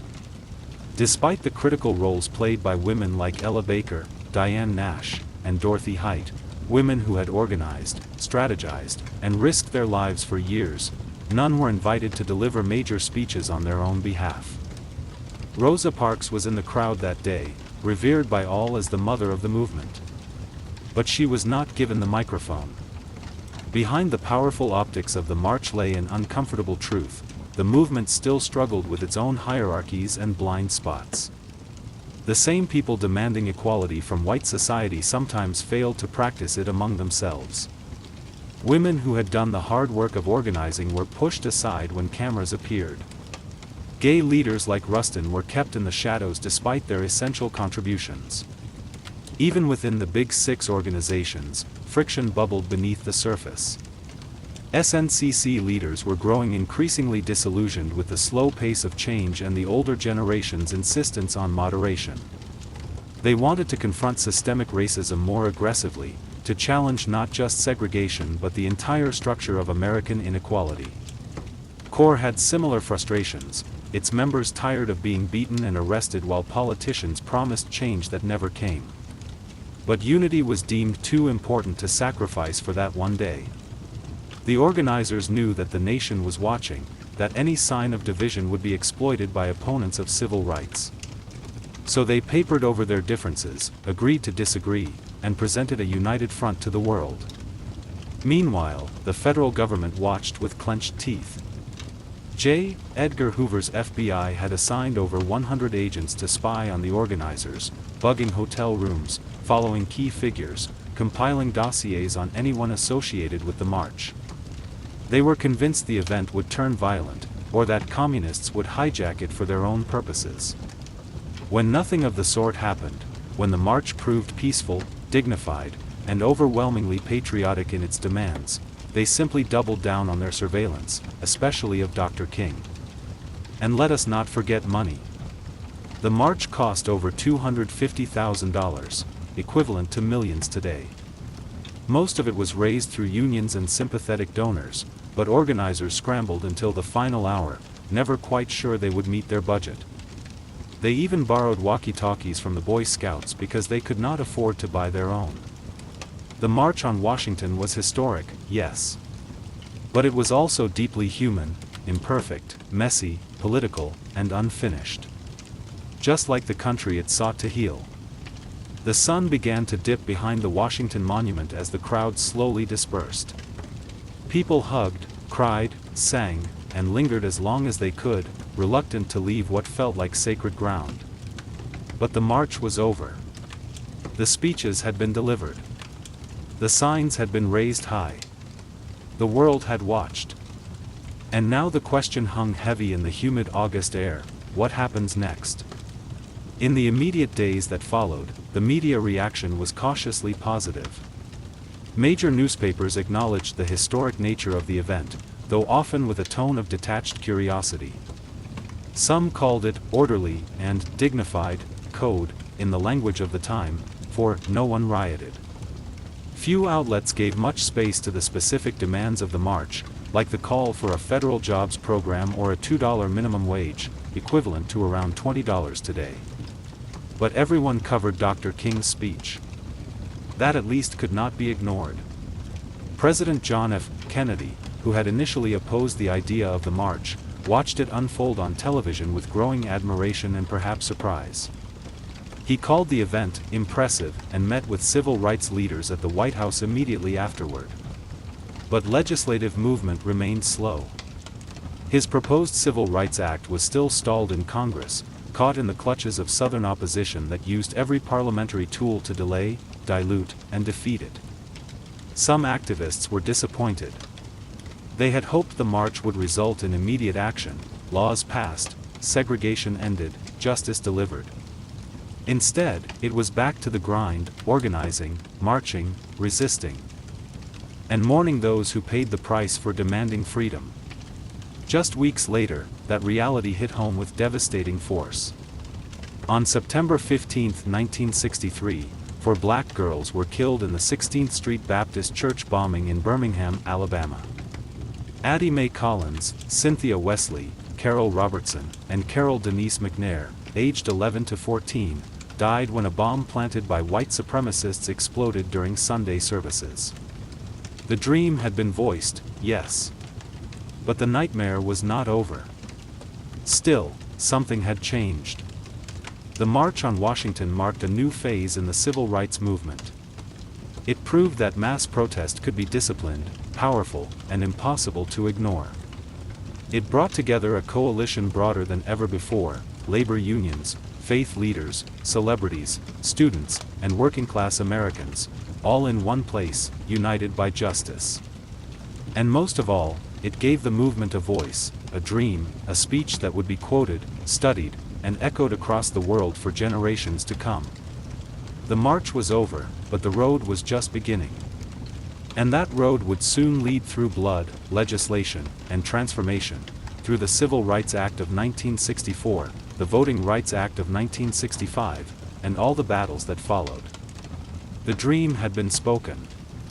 Now it had to be lived. The March on Washington did not just rattle the conscience of America. It reshaped its moral landscape, creating a new standard against which the nation would be judged.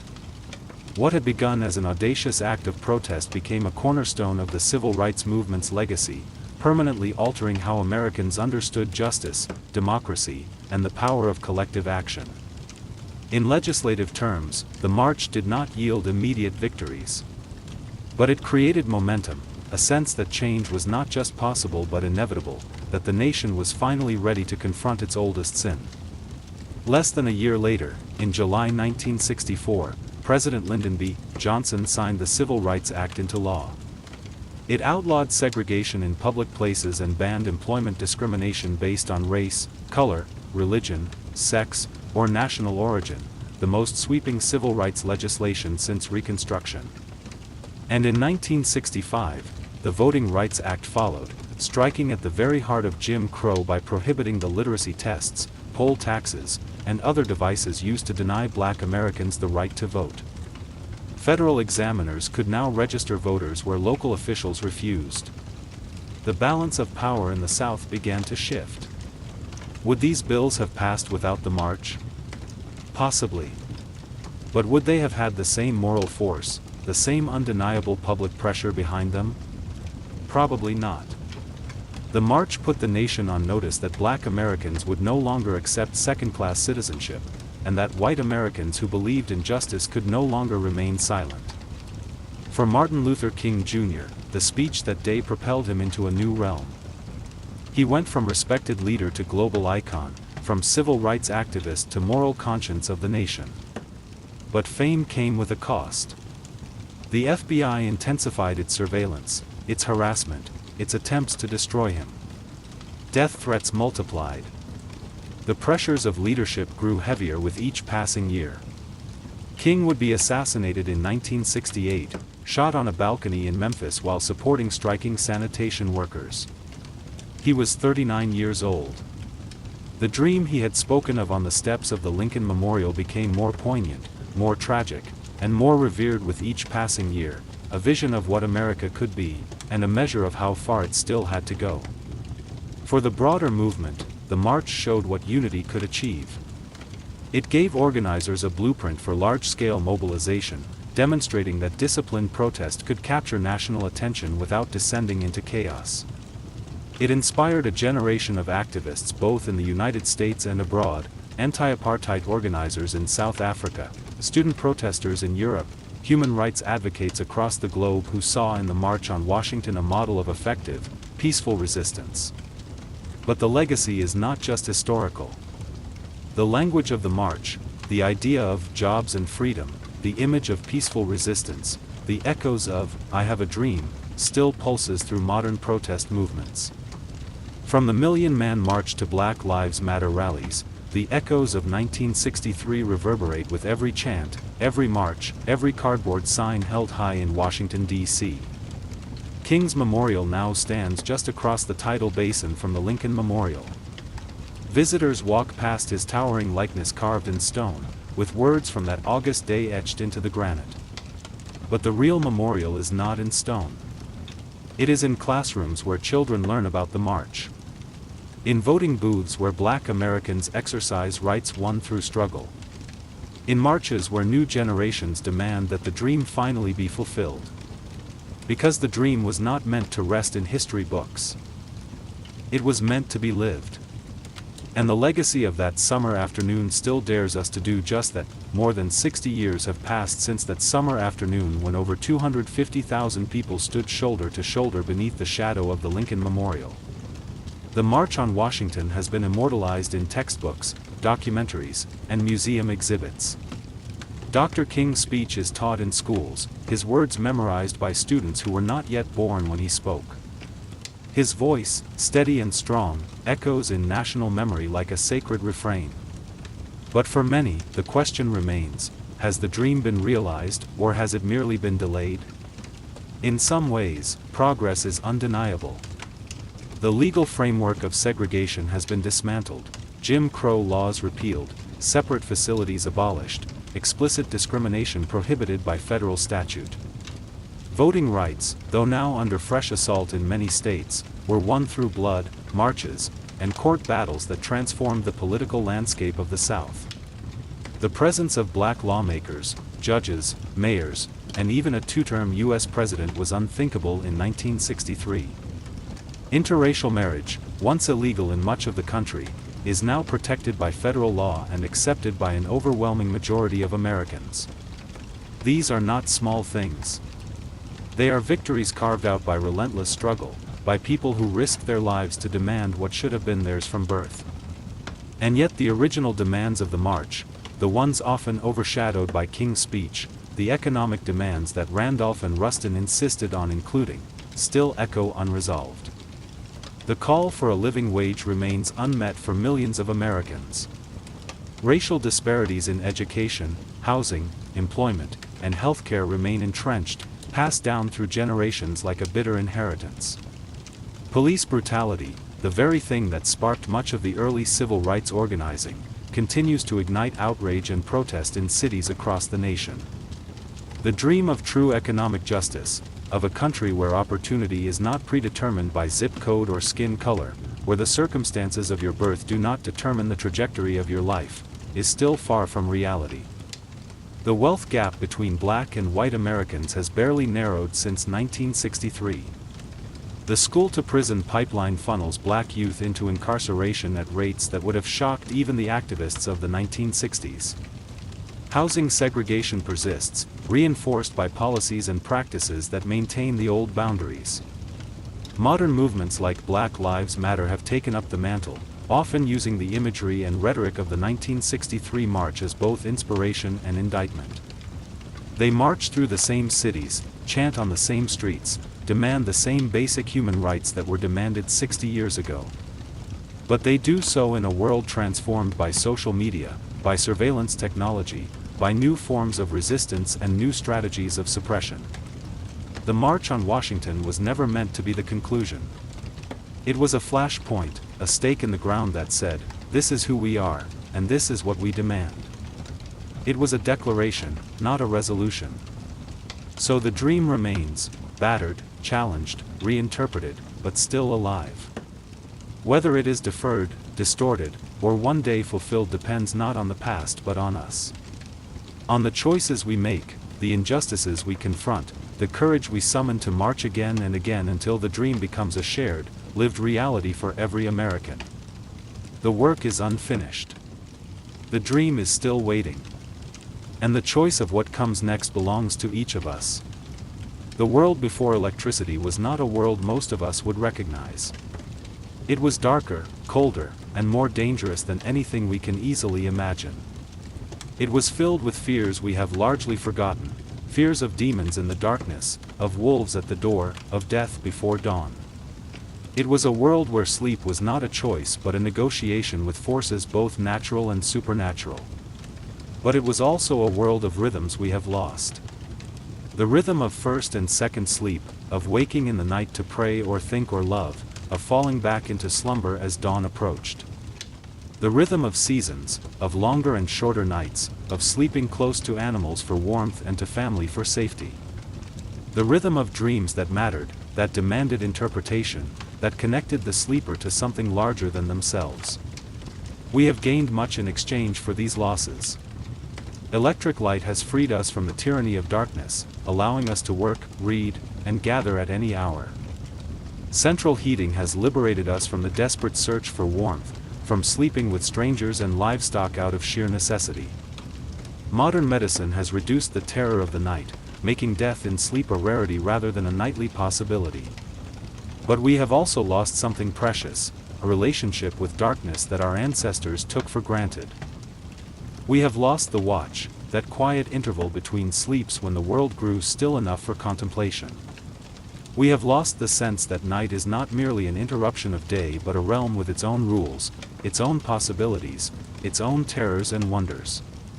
Perhaps this is why the stories of the pre-industrial night continue to fascinate us.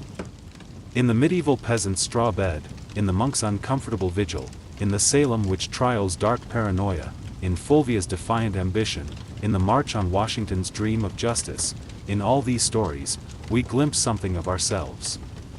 The same fears that haunted our ancestors still flicker at the edges of our consciousness. The same courage that drove them to resist injustice still pulses in our veins. The same dreams that sustained them through the longest nights still beckon us toward dawn. We are not so different from them as we like to think. We still wake in the night and wonder at the darkness. We still seek comfort in the presence of others. We still pray, in our fashion, for protection through the hours of vulnerability. We still dream of a world more just, more peaceful, more alive with possibility than the one we inhabit by day. The lights may have gone on, but the night remains. And in that night, we are still connected to all the humans who came before us, all those who slept and woke and slept again, who feared and hoped and dreamed, who faced the darkness with whatever courage they could muster and somehow made it through until morning. That is the story this book has tried to tell. Not just a history of sleep, but a history of humanity in the hours when the sun was down and the world belonged to other forces. It is a story of fear and faith, of comfort and discomfort, of love and loss and the stubborn persistence of hope. May we, like our ancestors, find our way through the darkness. May we, like them, wake in the night and find meaning in the watching. May we, like them, dream of a better world and work to make it real. The lights went on. But the night, and all it contains, remains. End of volume.